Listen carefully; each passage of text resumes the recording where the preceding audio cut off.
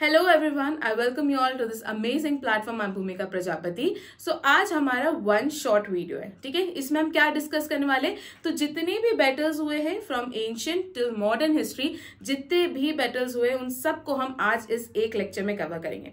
Lecture थोड़ा lengthy हो सकता है, इसलिए अपनी पानी की बोतल और खाने की चीजें साथ में लेके बैठिए। लेक्चर बहुत इंटरेस्टिंग होने वाला है क्योंकि हमने सभी बैटल्स को टेब्यूलर फॉर्म में कन्वर्ट करा है, ठीक है। टेब्यूलर फॉर्म क्यों? बिकॉज हमें किसी भी बैटल की अगर जानकारी चाहिए होती तो मैक्सिमम क्या पता होना चाहिए कि वो बैटल किन के बीच हुआ था, किस ईयर में हुआ था, उसका कोर्स क्या है, कॉजेस क्या है, वो सारी चीजें, की एस्पेक्ट्स, वो सारी चीजें हम लोगों ने किस में बनाया है, टेब्यूलर फॉर्म में, ठीक है। तो चलिए टाइम वेस्ट नहीं करते हैं, हमारा लेक्चर स्टार्ट करते हैं। और हमारा फर्स्ट बैटल जो है वो है द बैटल ऑफ 10 किंग्स, जिसे दसराग युद्ध के नाम से भी जाना जाता है। So it is one of the first recorded battles in Indian history, इसलिए भी ये क्या हो जाता है, इंपॉर्टेंट हो जाता है। इसे क्या कहा जाता है, तो इसे बैटल ऑफ 10 किंग्स या फिर दसराग युद्ध के नाम से भी जाना जाता है। इसके बारे में हमारे ऋग्वेद में, ठीक है, हमारे ऋग्वेद के 7th मंडल में हमें इसकी इंफॉर्मेशन देखने को मिलती है। आई बात समझ में, इंपॉर्टेंट है। चलिए, ऋग्वेद के 3rd मंडल से और 8th मंडल से हमें किन चीजों की इंफॉर्मेशन मिलती है, क्विकली कमेंट सेक्शन में बताइए। एंड आपको जो जो मंडल के बारे में पता है सब लिख दीजिए, है ना, दिल खोल के लिखिएगा आज कमेंट सेक्शन में। इसके अलावा आप लोग मुझे बताइए, ऋग्वेद में टोटल 10 मंडल्स होते हैं, मैंने बता दिया। अब इन 10 मंडल्स में से आप लोगों को कौन कौन से मंडल के बारे में पता है, क्विकली कमेंट सेक्शन में लिख दीजिए, ठीक है। अगर इसके टाइम की बात करें तो ये ऋग्वैदिक पीरियड है। ये कहां पर हुआ था बैटल, है ना, इंपॉर्टेंट है। तो ये रावी रिवर की बैंक्स पर या फिर पारुष्णी रिवर जो है, जो कि हमारे प्रेजेंट डे पंजाब इंडिया में देखने को मिलता है, वहां पर ये बैटल हुआ था, ठीक है। तो रिवर का नाम याद रखना, रावी रिवर या पारुष्णी रिवर के नाम से इसको जाना जाता है। पारुष्णी इसका एंशिएंट नेम है। चलिए, कॉम्बैटेंट्स की बात करें, मतलब किन के बीच में हुआ था, तो एक तरफ थी भरत ट्राइब, ये एक किंग एक साइड थे, और वर्सेस 10 किंग्स, ठीक है। इसलिए इसको क्या कहा जाता है, बैटल ऑफ 10 किंग्स। तो यहाँ पर कॉन्फेडरेशन था 10 किंग्स का, ये याद रखना, ठीक है। अब ये ट्राइब्स थी, ठीक है, वो कौन कौन सी ट्राइब्स थी वो देख लीजिए। पुरु, यादु, तुर्वाशा, द्रुयु, अनु, अलीना, पक्ता, भलांसा, शिवा और विशानी, ये वो 10 ट्राइब का कॉन्फेडरेशन था। और एक तरफ एक अकेली ट्राइब थी, दैट इज भरत ट्राइब। अब यहाँ पर कॉज क्या था, डेफिनेटली सबको फर्टाइल लाइन चाहिए थी, तो सब उस फर्टाइल लाइन के लिए क्या करना चाह रहे थे, लड़ रहे थे कि सबको उस फर्टाइल लाइन चाहिए थी, सबको अपनी टेरिटरी एक्सपेंड करनी थी। तो यहाँ पर राइवलरी काय के लिए थी, for control over fertile lines. Fertile lines, देखो बैटल हुआ ही पारुष्णी रिवर के पास में है ना, तो लैंड्स भी कहाँ की चाहिए, तो पारुष्णी रिवर के पास की जो लैंड थी ना, उस एरिया में ये लोग अपना डोमिनेंस एस्टैब्लिश करना चाहते थे, इसलिए ये हमारा पूरा बैटल हुआ था। ओके, चलिए बढ़ते हैं आगे। अब यहाँ पर देख लीजिए कि लीडर जो थे ऑफ भरत, वो कौन थे, किंग सुदास थे। तो भरत ट्राइब है, भरत ट्राइब के लीडर कौन है, तो वो है किंग सुदास, याद रखेंगे आप लोग। तो भरत ट्राइब के लीडर कौन थे, किंग सुदास। ऑल्सो ये भी बहुत इंपॉर्टेंट हो जाता है कि सुदास की मदद कौन कर रहे थे, तो सेज वशिष्ठ जो है वो सुदास की मदद कर रहे थे। तो दूसरा जो कॉन्फेडरेशन था हमारे ट्राइब्स का, उनकी मदद जो है सेज विश्वामित्र कर रहे थे, याद रखेंगे। तो एक तरफ थी भरत ट्राइब, दूसरी तरफ 10 ट्राइब्स का कॉन्फेडरेशन था। भरत ट्राइब में किंग कौन थे, किंग सुदास थे, और किंग सुदास की मदद कौन कर रहे थे, सेज वशिष्ठ। और जो 10 कॉन्फेडरेशन है उनकी मदद कौन कर रहे थे, तो सेज विश्वामित्र, ठीक है। डेफिनेटली जीता कौन था, तो किंग सुदास यहाँ पे जीते थे, और जो भरत ट्राइब थी वो यहाँ पर जीती थी। तो ये इसका आउटकम हो गया। कहाँ मेंशन किया गया, तो ऋग्वेद के 7वें मंडल में ही हमने देख लिया। इसके आफ्टरमैथ अगर हम देखें तो इसने भारत ट्राइब को क्या कर दिया, स्ट्रेंथन कर दिया, leading to the later rise of Kuru kingdom, ठीक है। बाद में यही जो है क्या होता है, कुरु किंगडम में कन्वर्ट होती है, ठीक है। It is regarded as one of the earliest recorded conflicts in Indian history and as a symbol of tribal rivalry. ये तो मैं आप लोगों को स्टार्टिंग में ही बता दी थी। क्लियर है यहाँ तक बातें? चलिए बढ़ते हैं नेक्स्ट बैटल की तरफ। हमारा नेक्स्ट बैटल क्या है, तो हमारा नेक्स्ट बैटल है बैटल ऑफ हेडप्स, जिसे बैटल ऑफ झेलम के नाम से भी जाना जाता है। बिकॉज ये बैटल कहां पर हुआ था, तो ये झेलम नदी के बैंक पर हुआ था, इसलिए इसको बैटल ऑफ झेलम के नाम से भी जाना जाता है। यह किसके बीच में हुआ था, Alexander the Great and king Porus के बीच में ये हुआ था, जो कि पूर्व डायनेस्टी के थे। क्लियर है? चलिए, 326 बीसी में हुआ था, डेट याद रखनी है इसकी। कहां पर हुआ था, हेडप्स रिवर, जिसे हम झेलम रिवर भी कहते हैं, इसे बैटल ऑफ झेलम के नाम से भी जाना जाता है। कॉम्बैटेंट्स किन के बीच में हुआ था, तो अलेक्जेंडर द ग्रेट जो कि मैसेडोनियन आर्मी के थे, और पूर्व किंगडम के किंग पोरस के बीच में हुआ था। ऐसा कहा जाता है अलेक्जेंडर जीते थे, बट अलेक्जेंडर किंग पोरस की ब्रेवरी से इतने इंप्रेस हो गए थे कि इन्होंने उनकी टेरिटरीज उनको रिटर्न कर दिया था। तो इस बैटल से रिलेटेड ना अलग अलग बातें देखने को मिलती है। अब कौन सी बात सच है वो तो किंग पोरस और अलेक्जेंडर ग्रेट ही जानते हैं, बट हमें याद रखना है, हमको जो याद रखना है कि पहली चीज इस बैटल का कॉज क्या था। तो डेफिनेटली अलेक्जेंडर जो है वो एम्पायर जो है उसको एक्सटेंड करना चाहते थे और किंग पोरस ने क्या करा था, रेजिस्ट करा था। बेसिकली अलेक्जेंडर क्या थे, डिनायल में थे। जो तक्षशिला के राजा थे, जो आम्बी थे, उन्होंने बिना फाइट बैक करे ही सरेंडर कर दिया था। बिकॉज अलेक्जेंडर द ग्रेट ना, एक्चुअली सही बात उनको द ग्रेट इसलिए कहा जाता है बिकॉज उन्होंने बहुत शॉर्ट टेन्योर में, ऐसा कहा जाता है कि सिर्फ 10 साल में उन्होंने पूरा पर्शियन एम्पायर जो है कॉन्कर कर लिया था। तो उनके किस्से बड़े मशहूर थे। तो आम्बी ने क्या करा, सिर्फ उनकी बातें सुनकर ही क्या कर दिया, सरेंडर कर दिया। बट यहाँ पर पोरस, उन्होंने बिल्कुल सरेंडर नहीं करा। अलेक्जेंडर को लग रहा था कि पोरस भी सरेंडर कर देगा जिस तरीके से दूसरे लोगों ने करा है, बट यहाँ पर पोरस ने बिल्कुल उनको कांटे की टक्कर दी थी। बट अनफॉर्चुनेटली वो यहाँ पर हार जाते हैं और बट उनकी ब्रेवरी से इंप्रेस होकर अलेक्जेंडर ने उनको उनकी टेरिटरीज क्या कर दी थी, वापस रिटर्न कर दी थी। लीडर्स की बात करें तो Alexander the Great commanding the Macedonian forces king Porus, ठीक है, जिनको पुरुषोत्तम के नाम से भी जाना जाता है, वो अपने किंगडम को जो है डिफेंड कर रहे थे। Decisive victory for Alexander the great, इस चीज को याद रखना। चलिए और क्या क्या बातें आप लोगों को यहाँ पर याद रखनी है वो देख लो। तो यहाँ पर आप लोग देख लीजिए, fate of Porus despite his defeat, वो हार गए थे, उसके बाद भी जो पोरस है was treated honourably by Alexander who reinstated him as a satrap. तो उनको बेसिकली उनकी टेरिटरीज वापस दे दी थी और अलेक्जेंडर ने उनको सत्रप बना दिया था, उस टेरिटरी का क्या बना दिया था, गवर्नर बना दिया था।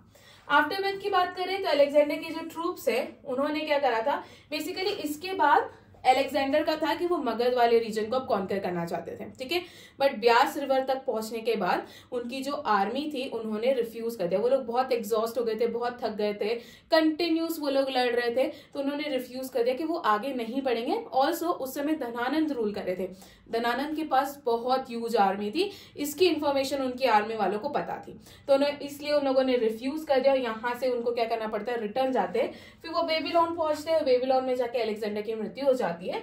तो वो बातें हमारी थोड़ी अलग है। एंड ऑल्सो आप लोगों को पता है कि अलेक्जेंडर को जब बरी किया गया था तो ही वॉज नॉट डेड, वो जिंदा थे। उनको एक डिजीज थी दैट इज गलियन बारे सिंड्रोम, ठीक है, जिसमें एक न्यूरोलॉजिकल डिसऑर्डर है जिसमें बॉडी पैरालाइज हो जाती है। तो उनके सोल्जर्स को लगा कि ही इज डेड, जबकि उनकी बॉडी सिर्फ नम थी और उन लोगों ने उनको बरी कर दिया था। तो उनकी डेथ उनके बरियल के बाद हुई थी, है ना। ये बात भी एक इंटरेस्टिंग फैक्ट है जो हमने पढ़ा था, तो आप लोगों को बता दिया। अब हम आ जाते हैं हमारे नेक्स्ट बैटल के ऊपर। हमारा नेक्स्ट बैटल है सेल्यूसिड मौर्यन वॉर, ठीक है। सेल्यूसिड मौर्यन वॉर, पहले डेट देख लीजिए, 305 से 303 बीसी का टाइम पीरियड है। किसके बीच में हुआ था, तो मौर्यन एम्पायर के चंद्रगुप्त मौर्य थे और सेल्यूसिड एम्पायर के सेल्यूकस निकेटर थे। इन दोनों के बीच में ये वॉर हुआ था। लोकेशन देख ले तो north west India including parts of modern day Afghanistan and Pakistan, ये वाला एरिया था जहां पर ये बैटल हुआ था। कॉज क्या था वॉर का, ठीक है, ये वॉर हुआ क्यों था।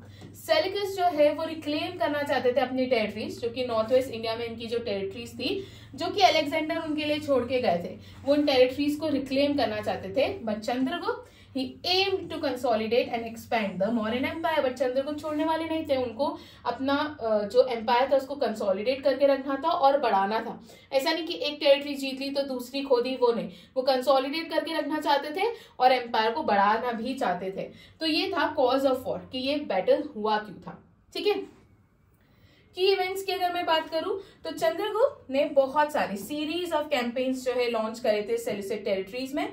Seleucus enable to decisively counter Mauryan forces because Mauryan forces उस समय बहुत ह्यूज थी एंड चंद्रगुप्त मौर्य को सपोर्ट भी ऐसा मिल रहा था, कौटिल्य का सपोर्ट मिल रहा था, जो कि कूटनीति में काफी ज्यादा क्या थे, स्मार्ट थे, ठीक है। आउटकम क्या हुआ, डेफिनेटली चंद्रगुप्त मौर्य जो है वो क्या हो गए, जीत गए और यहाँ पर एक पीस ट्रीटी साइन की गई थी, ठीक है। आगे क्या याद रखना है आपको, क्या देखना है कि कौन कौन सी टेरिटरीज जो है चंद्रगुप्त मौर्य ने गेन करी थी, वो देख लीजिए। काबुल, हेरात, कांधार और मकरान, ये चारों नाम इंपॉर्टेंट है, ठीक है, ये चारों नाम आप लोग याद रखना। इसके बाद अलायंस की बात करें तो as part of the treaty जो सेल्यूकस है he married his daughter to Chandragupta. तो सेल्यूकस निकेटर ने अपनी बेटी जिसका नाम है हेलेना, उसकी शादी किससे करवाई थी? चंद्रगुप्त मौर्य से करवाई थी। तो इससे क्या हुआ, दोनों एम्पायर्स जो है वो क्या हो गए, इनके बीच के जो रिलेशन है वो काफी ज्यादा स्ट्रेंथन हो गए, बिकॉज यहाँ पे एक मैरिज अलायंस फॉर्म हो चुका है। आफ्टरमैथ की बात करें तो सेल्यूकस को 500 वॉर एलिफेंट्स चंद्रगुप्त मौर्य ने दिए थे, ये भी याद रखना। हिस्टोरिकल सोर्सेज, मेगास्थनीज से हमको इनके बारे में पता चलता है। मेगास्थनीज ने बुक लिखी है इंडिका, वहां से इसकी इंफॉर्मेशन मिली है। और मेगास्थनीज जो सेल्यूकस निकेटर थे उनके एम्बेसडर थे, ये भी चीज आप लोग याद रखना। ये लेगेसी की बात करें तो this mark the establishment of largest empires in Indian history and demonstrated the strategic and military acumen of Chandragupta Maurya, है ना। चलिए आगे बढ़ते हैं हमारे नेक्स्ट वॉर की तरफ, जो कि है कलिंग वॉर। अब ये कलिंग वॉर क्या है? कलिंग वॉर हुआ था 261 बीसी में, ठीक है। किसके बीच में हुआ था? सो मौर्यन एम्पायर के रूलर थे अशोका, और कलिंग रूलर जो थे जिनका नाम है राजा अनंत पद्मनाभन, ठीक है, इनके बीच में ये बैटल हुआ था। बैटल हुआ कहां पर था? तो कलिंग नाम की प्लेस है, जो कि हमारी मॉडर्न डे उड़ीसा में आपको देखने को मिलेगी। ये दया रिवर के पास में हुआ था, ये चीज भी याद रखना, ठीक है। अशोका के इंस्क्रिप्शन से भी हमें कलिंग वॉर के बारे में पता चला है। तो अशोका का रॉक एडिक्ट है, रॉक एडिक्ट 13 जो है हमें कलिंग वॉर की इंफॉर्मेशन देता है। यहां तक देख लिया 261 बीसी कलिंग प्लेस में हुआ है। अनंत पद्मनाभन और अशोका के बीच में ये बैटल हुई थी, ठीक है। बहुत ब्लडशेड हुआ था, अशोका यहाँ पर जीत भी जाते, बट उसके बाद वो एक गिल्ट में रहते कि उन्होंने एक छोटी सी टेरिटरी को कॉन्कर करने के लिए इतने ना थाउजेंड्स एंड लैक्स में लोगों को मारा था उन्होंने। तो इस गिल्ट के बाद उन्होंने ही स्टार्टेड एम्ब्रेसिंग बुद्धिज्म। एंड इसके अलावा इनका पहले तरीका होता था कि ये कॉन्क्वेस्ट करते थे थ्रू वॉरफेयर, बट इन्होंने उस तरीके को चेंज करके कल्चरल कॉन्क्वेस्ट करने लगे, ठीक है। दैट इज ये कहते हैं कि बेरी घोष को इन्होंने रिप्लेस कर दिया था धम घोष से। पहले नगाड़ों की आवाज से जो है वॉर शुरू की जाती थी, बट इन्होंने अब डिसाइड करा कि मैं वॉर के थ्रू कॉन्क्वेस्ट नहीं करूंगा, कल्चरल कॉन्क्वेस्ट करूंगा, है ना। तो ये चीज भी इनके बारे में याद रखना। कॉज क्या था? तो definitely Kalinga's refusal to submit to Mauryan authority and Ashoka's ambition to consolidate and expand his empire. Casualties मतलब लैक्स में सोल्जर्स जो है, सिविलियंस जो है वो मारे गए थे। 1,50,000 जो लोग डिस्प्लेस हुए थे, थाउजेंड्स ऑफ पीपल जो है वो उनको चोट लगी थी। तो ये इसकी क्या थी? कैजुअलिटीज थी। इसके बाद देख लीजिए जो इंपॉर्टेंट बातें आपको यहाँ से याद रखनी। अच्छा आप लोग मुझे बताइए, ये जैसे कि मैंने बता दिया रॉक एडिक्ट 13 में जो है कलिंग वॉर के बारे में बताया गया। आप लोग मुझे बताइए कि एक 7 साल के छोटा सा बच्चा था जो इनके नेफ्यू थे, है ना, वो एक बुद्धिस्ट मॉन्क थे। उनका क्या नाम है जिससे काफी ज्यादा जो है अशोका इन्फ्लुएंस हुए थे? उनका नाम आप लोग मुझे कहाँ बताएंगे? कमेंट सेक्शन में, ठीक है। चलिए आउटकम की बात करें तो डेफिनेटली मौर्यन एम्पायर यहाँ पर जीत गई थी और कलिंग का जो है कंप्लीट एनेक्सेशन हो गया था मौर्यन एम्पायर में। यहाँ पर अशोका को बहुत ज्यादा दुख हुआ। आफ्टरमैथ की बात करें और वो इस सफरिंग से जो है काफी ज्यादा उनको दिक्कत हुई, वो काफी ज्यादा दुख में थे, उनको बहुत बुरा लगा, गिल्ट में थे। Therefore he started Buddhism, ठीक है। उन्होंने वायलेंस जो है वो छोड़ दिया and he started the principles of धर्म, ठीक है। उन्होंने अपना खुद का एक धर्म भी शुरू करा था, जिसे धर्म कहा जाता है ना। उन्होंने अपना खुद का एक धर्म भी शुरू करा था और इसको प्रोपोगेट करने के लिए उन्होंने एक पोस्ट भी बनाई थी जिन्हें धम्म महामंत्रास कहा जाता है ना। एक और क्वेश्चन आप लोगों के लिए, बताइए कौन से रॉक एडिक्ट में है ना धम्म महामंत्रास के बारे में मेंशन किया गया है? चलिए बहुत सारे क्वेश्चंस हो गए आप लोगों के लिए, क्विकली कमेंट सेक्शन में बताइएगा। Now conquest by war change to cultural conquest, that is जो बेरी घोष है वॉज रिप्लेस बाय धम घोष। ये कौन से रॉक एडिक्ट में मेंशन किया गया है? तो अशोका का जो 4th रॉक एडिक्ट है ना, वहां पर इसकी इंफॉर्मेशन हमें देखने को मिलती है। ओके चलिए हिस्टोरिकल सोर्सेस तो महावंशा जैसे जो सिलोनिस टेक्स्ट है वहां से इंफॉर्मेशन मिली है। Regarded as a pivotal event in Indian history, seen as beginning of Ashoka's era of peace and dharma. Okay चलिए नेक्स्ट बैटल देख लेते हैं, that is battle of Venni, है ना। क्या है ये बैटल, किस ईयर में हुआ था, कौन सी दो लोगों के बीच में हुआ था, ठीक है, कॉम्बेटेंट्स कौन थे, वो चीजें देख लेते हैं। बैटल ऑफ वेनी 190 बीसी में हुआ था। करंट लोकेशन की बात करें तो वेनी इज अ प्लेस जो कि आपको करेंटली तंजावुर के पास में देखने को मिलेगी। कॉम्बेटेंट्स कौन थे? तो एक तरफ थे चोल किंगडम और दूसरी तरफ थी पांड्या एंड चेरा कॉन्फेडरेसी। तो एक तरफ थी चोल डायनेस्टी और दूसरी तरफ पांड्या एंड चेरा डायनेस्टी जो है इनकी कॉन्फेडरेसी आपको देखने को मिलेगी। चलिए कॉज क्या था? ओके, चोला किंगडम में भी लीड कौन कर रहे थे? तो कराईकल चोल, ठीक है, वो लीड कर रहे थे और दूसरी तरफ तो कॉन्फेडरेसी थी पांड्या और चेरा की। ये चीज आप लोग याद रखना। फिर यहाँ पे पावर स्ट्रगल देखने को मिला है फॉर द डोमिनेंस इन तमिलकम, ठीक है, ये जो वेनी करके जो प्लेस है वहां पर ये लोग अपना डोमिनेंस एस्टैब्लिश करना चाहते थे। इसलिए जो है यहाँ पर एक अटेम्प्ट था जिसमें पांड्या और चेरा अलायंस बनी थी और वो लोग किसको हटाना चाहते थे? तो चोला इन्फ्लुएंस को यहाँ से क्या करना चाहते थे? हटाना चाहते थे। की प्लेयर्स की बात करें तो Karikala Chola is best known for winning the famous battle of Venni. तो जीता कौन था यहाँ पर? आउटकम देख ले, यहाँ पर कॉन्फेडरेशन था, फिर भी वो कॉन्फेडरेशन वो अलायंस हार गई और यहाँ पर कराईकल चोला जो है वो इस बैटल को जीत गए थे, in which both Pandyas and Cheras were crushed by him. Year याद रखना 190 कहां पर हुआ था? तो वेनी करके एक प्लेस है नियर थंजावुर। चोला किंगडम और पांड्या और चेरा कॉन्फेडरेसी के बीच में हुआ था। तो एक तरफ चोला किंगडम थे, उनको भी कौन लीड कर रहे थे? तो कराईकल चोल, ठीक है। चलिए, और कराईकल चोल ने मिलकर दोनों जो ये अलायंस फॉर्म हुई थी पांड्यास और चेरास की, दोनों को क्या कर दिया था? डिफीट कर दिया था। डिसाइसिव विक्ट्री थी, कराईकल चोल यहाँ पर जीत गए थे। इसके बाद कंसोलिडेशन की अगर मैं बात करूं of Chola power in Tamilakam, ठीक है, यहाँ पर कंसोलिडेशन हमें देखने को मिला। पांड्या और चेरा किंगडम्स क्या हो गए थे? यहाँ पर कमजोर हो गए थे, leading to Chola supremacy in the region. Clear है? हिस्टोरिकल सोर्सेज देख लीजिए, तो ये एक संगम लिटरेचर है हमारा, पतिरुपत्तु जो है ये, और पुराना मोरू करके जो है, यहाँ से ये तमिल टेक्स्ट है, यहाँ से हमको बैटल ऑफ वेनी की इंफॉर्मेशन देखने को मिलती है। Clear? Also remember the Battle of Veni is remembered as symbol of Chola resilience and military strategy.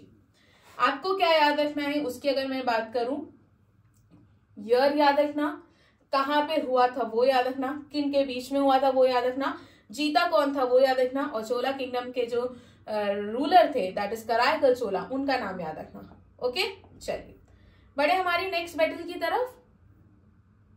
Next battle है हमारी बैटल एट नर्मदा रिवर। तो नर्मदा रिवर के किनारे एक बैटल हुई थी। वो बैटल क्या है, कब हुई थी, उन चीजों के बारे में देख लेते हैं। 618 एडी में ये बैटल हुई थी नर्मदा रिवर की बैंक्स के ऊपर, नर्मदा रिवर की बैंक्स के पास में ये बैटल हुई थी। कौन था? चालुक्य एम्पायर और Harsha's empire, that is Harshavardhan के बीच में और Pulakeshin second of Chalukya empire, इन दोनों के बीच में ये बैटल हुई थी। ठीक है, तो ये चीज याद रखेंगे कि कौन सी डायनेस्टीज के बीच में थी। तो चालुक्य एम्पायर और हर्षा एम्पायर। चालुक्यस की तरफ से कौन रूलर थे? तो पुलकेशिन सेकेंड थे, और हर्षास की तरफ से कौन थे? तो हर्षवर्धन हर्षास की तरफ से थे। क्लियर है? कॉज क्या था बैटल, ये हुआ क्यों था, है ना? ये बैटल इसलिए हुआ था कि जो पुलकेशिन सेकेंड है उन्होंने हर्षा को चैलेंज करा था, challenge Harsha's attempt at conquering southern territory. तो हर्षा जो है वो सदर्न टेरिटरीज को क्या करना चाहते थे? कॉन्कर करना चाहते थे। नर्मदा रिवर की साउथ की टेरिटरीज को ये क्या करना चाहते थे? कॉन्कर करना चाहते थे। तो यहाँ पुलकेशिन सेकेंड ने उनको चैलेंज करा था कि तुम कॉन्कर करके बताओ, है ना? चलिए, आउटकम क्या रहा है? यहाँ पर पुलकेशिन सेकेंड यहाँ पे जीत गए और हर्षा जो थे वो डिफीट हो गए, और इसलिए उनको उनका सदर्न एक्सपेंशन क्या करना पड़ा था? रोकना पड़ा था। इंपॉर्टेंट है, हर्षा बहुत strong, one of the strongest ruler उनको कंसिडर किया जाता है हर्षवर्धन को। हर्षवर्धन को किसी ने रोका था तो वो पुलकेशिन सेकेंड, जो कि कौन सी डायनेस्टी के रूलर थे? चालुक्य डायनेस्टी के रूलर थे। याद रखेंगे आप लोग, इंपॉर्टेंट है, याद रखना। चलिए, इसके अलावा आप लोग क्या क्या देखेंगे? तो हिस्टोरिकल रेफरेंस अगर हम बात करें तो इस बैटल के बारे में हमको एहोल इंस्क्रिप्शन से देखने को मिलता है, ठीक है, जिसको एहोल प्रशस्ति भी कहा जाता है। ये इंस्क्रिप्शन कंपोज किसने करी थी? वेरी इंपॉर्टेंट इन्फॉर्मेशन तो हमें मिल रही है एहोल इंस्क्रिप्शन से। इंस्क्रिप्शन कंपोज किसने करी थी? तो एक जैन पोएट थे जिनका नाम है रवि कीर्ति। ठीक है, तो पुलकेशिन सेकेंड को ऑनर करने के लिए उन्होंने इस इंस्क्रिप्शन को लिखा था, जिसमें पुलकेशिन सेकेंड की विक्ट्री के बारे में बताया गया था। ओके, इंस्क्रिप्शन की लोकेशन बात करूं, ठीक है, ये इंस्क्रिप्शन की लोकेशन मेगुती जैन टेम्पल है, ठीक है, जो कि कर्नाटका इंडिया में। अभी आगे मैं आपको फोटो में बताऊंगी। लेगेसी की बात करें तो this mark the southern boundary of Harsha's empire. तो हर्षा के एम्पायर की जो सदर्न बाउंड्री थी वो फाइनल हो गई कि हाँ, इसके नीचे जो है पुलकेशिन सेकेंड ने उनको आने नहीं दिया। Right, celebrated Pulakeshin seconds military sources and highlighting the Chalukya dynasties strength. Okay, चलिए अब देख लो मेगुती जैन टेम्पल, तो ये है मेगुती जैन टेम्पल। और यहाँ पर ये छोटा सा जो पार्ट आपको दिख रहा है ना, ये हमारा ऐहोल इंस्क्रिप्शन है, जहां से पुलकेशिन सेकंड की विक्ट्री की इंफॉर्मेशन हमें देखने को मिली। क्लियर है? चलिए अब हम देख लेते हैं बैटल ऑफ अनहिलवारा। अनहिलवारा के युद्ध के बारे में देख लेते हैं। इसे बैटल ऑफ पाटन के नाम से भी जाना जाता है। 1178 में हुआ था अनहिलवारा। ये आपको गुजरात में पाटन करके एक प्लेस है, वहां पर देखने को मिलेगा। कॉम्बेटेंट्स कौन थे? एक तरफ थी सोलंकी डायनेस्टी और दूसरी तरफ थे गुरिद एम्पायर। सोलंकी डायनेस्टी को कौन लीड कर रहे थे? मूलराज सेकंड। और गुरिद डायनेस्टी के मोहम्मद गौरी थे। ठीक है, याद रखेंगे। एक तरफ सोलंकी डायनेस्टी, सोलंकी डायनेस्टी के रूलर कौन थे? मूलराज सेकंड। और दूसरी तरफ गुरिद एम्पायर थे, और गुरिद एम्पायर के रूलर कौन थे? मोहम्मद गौरी। क्लियर है? समझ में आ गया कहां हुआ है? बैटल ऑफ अनहिलवारा है। ईयर याद रखना 1178। चलिए आउटकम देख लेते हैं, पहले कॉज देख लेते हैं। डेफिनेटली मोहम्मद गौरी इन्वेजन कर रहे थे, ये इंडिया की वेल्थ इनको काफी ज्यादा अट्रैक्ट करी थी, तो ये गुजरात की वेल्थ को क्या करना चाहते थे? हड़पना चाहते थे। तो उन्होंने इसलिए अनहिलवारा पे क्या करा था? अटैक करा था। तो यहाँ पर एक बैटल हुआ था मूलराज सेकंड और मोहम्मद गौरी के बीच में। आउटकम की बात करें तो यहाँ पर मूलराज सेकंड जीत गए थे, वेरी इंपॉर्टेंट है ना। और मोहम्मद गौरी को क्या करना पड़ा था? रिट्रीट करना पड़ा था। Significance, checked Ghurid expansion into Western India and one of the few defeats of Mohammad Ghori, जिसमें से एक ये था बैटल ऑफ अनहिलवारा, इसलिए बहुत इंपॉर्टेंट हो जाता है। ईयर याद रख लो 1178।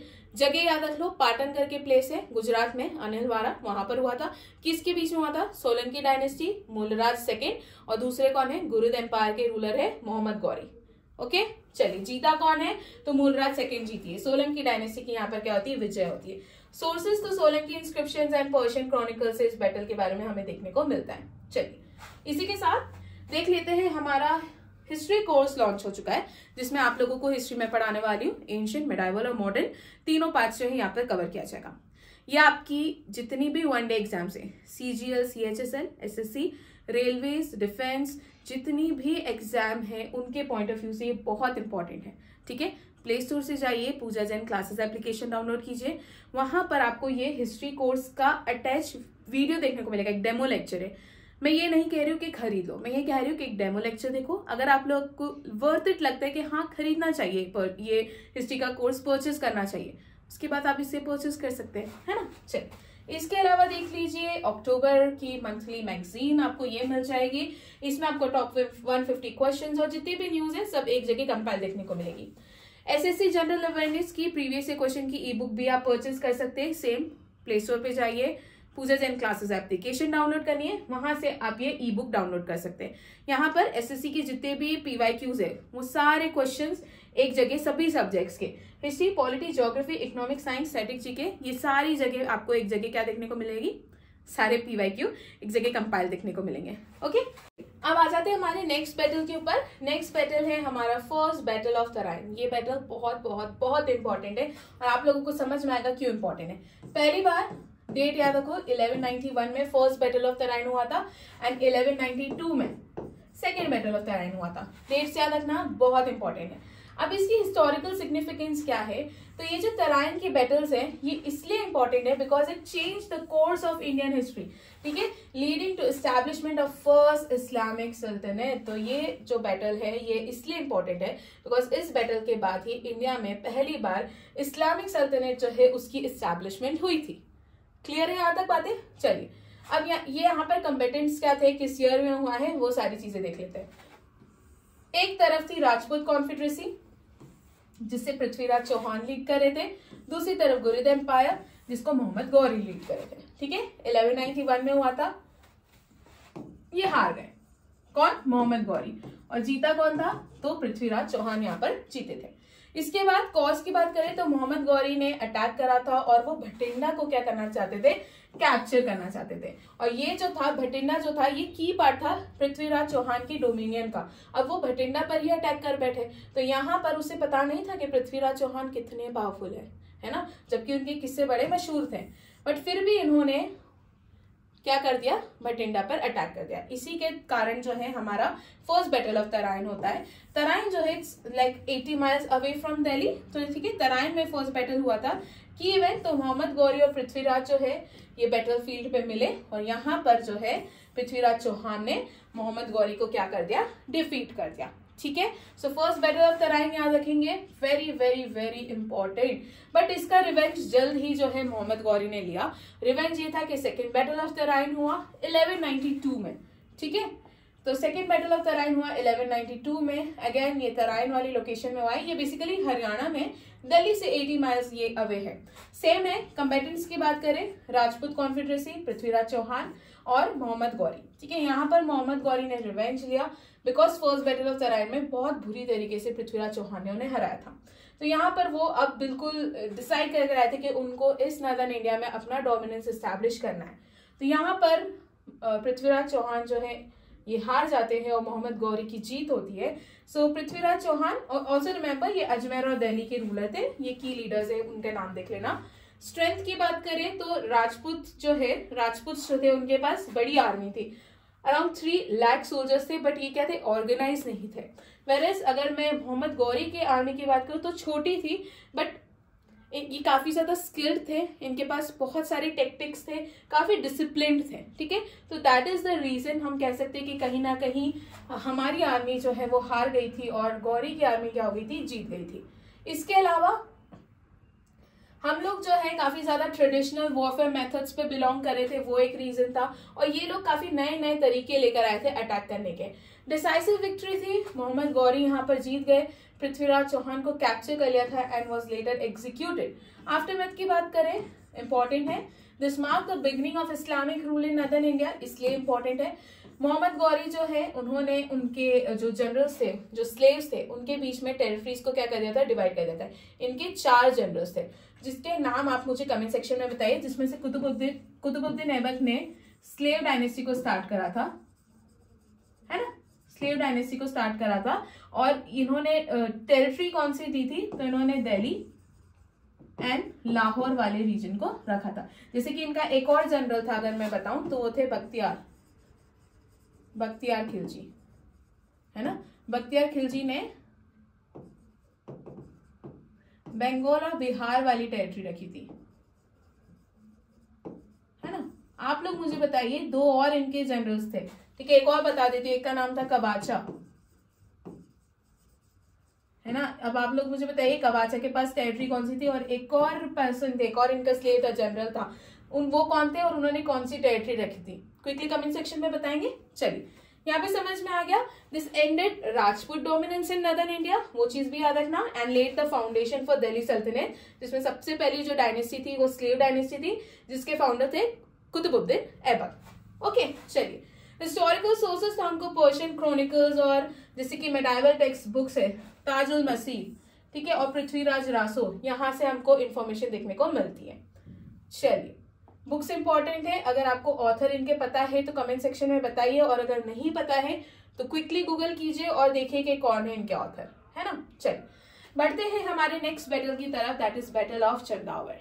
ठीक है, बैटल ऑफ चंदावर की बात करें 1194 में हुआ है। कहाँ पर हुआ है, तो ये चंदावर में हुआ है। इसे करंटली जो है चंदावल के नाम से जाना जाता है। ये फिरोजाबाद के पास में लोकेटेड है, यमुना रिवर की बैंक्स पर। किसके बीच में हुआ था, मोहम्मद गौरी के बीच में हुआ था, और किसके बीच में हुआ था, तो हमारी गढ़वाल डायनेस्टी के रूलर थे जयचंद्र, उनके बीच में 1194 AD में बैटल ऑफ चंदावर हुआ था। याद रखेंगे, आपको बैटल बहुत फियर्स था। यहाँ पर जो जयचंद्र है, जो कि गढ़वाल डायनेस्टी के रूलर हैं जयचंद्र, उनकी यहाँ पर क्या हो जाती है, मृत्यु हो जाती है।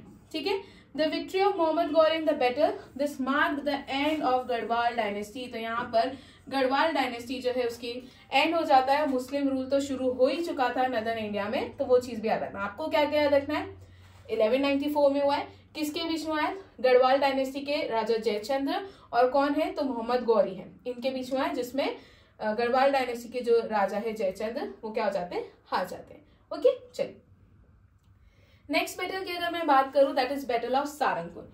बैटल ऑफ सारंगपुर जो है, इसमें एक साइड थे राणा कुंभा, ठीक है, जो कि राणा मोकल के बेटे हैं। ये थे चित्तौड़गढ़ के रूलर थे। ठीक है, ये कहाँ के रूलर थे, ये चित्तौड़गढ़ के रूलर थे।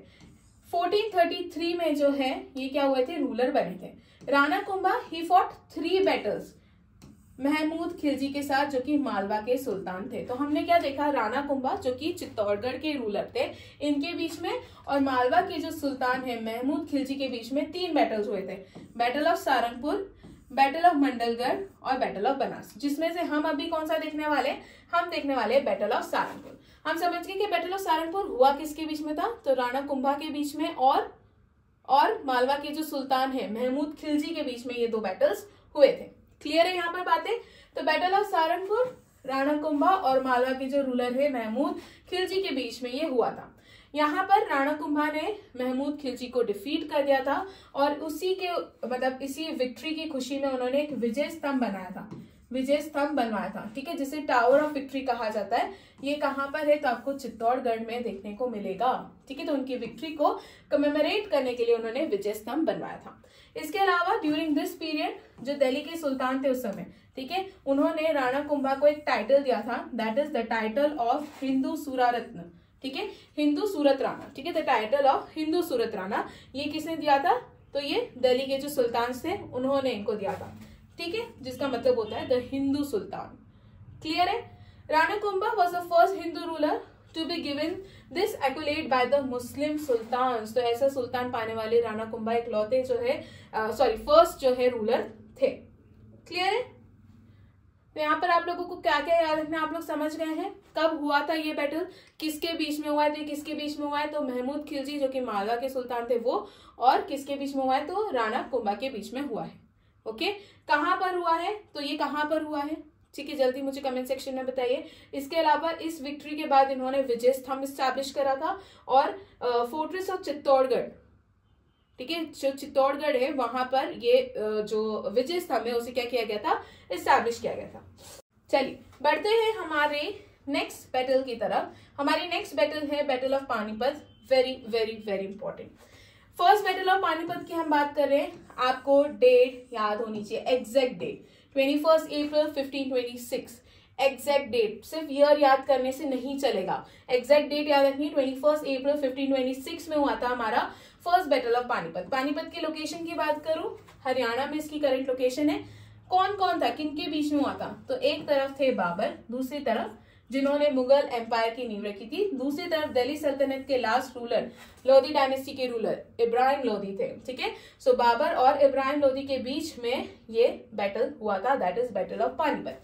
क्यों इंपॉर्टेंट है, बिकॉज इसी बैटल के बाद भारत में मुगल एम्पायर की जो है शुरुआत हुई थी। तो बाबर ने मुगल एम्पायर की क्या करी थी, यहाँ पर नींव रखी थी। ओके, चलिए कॉज क्या था, तो बाबर डेफिनेटली एम्बिशन के पर्पस से आए थे, वो नदर्न इंडिया में जो है अपना डोमिनेंस एस्टैब्लिश करना चाहते थे।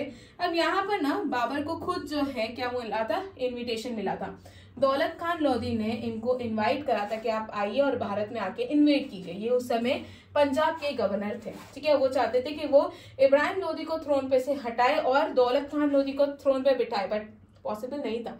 बाबर था, ठीक है, उसने डिफीट जरूर करा आके इब्राहिम लोधी को, बट यहाँ पर उन्होंने दिल्ली सल्तनत को खत्म करा और किसकी नींव रखी उन्होंने, तो उन्होंने यहाँ पर नींव रखी मुगल एम्पायर की।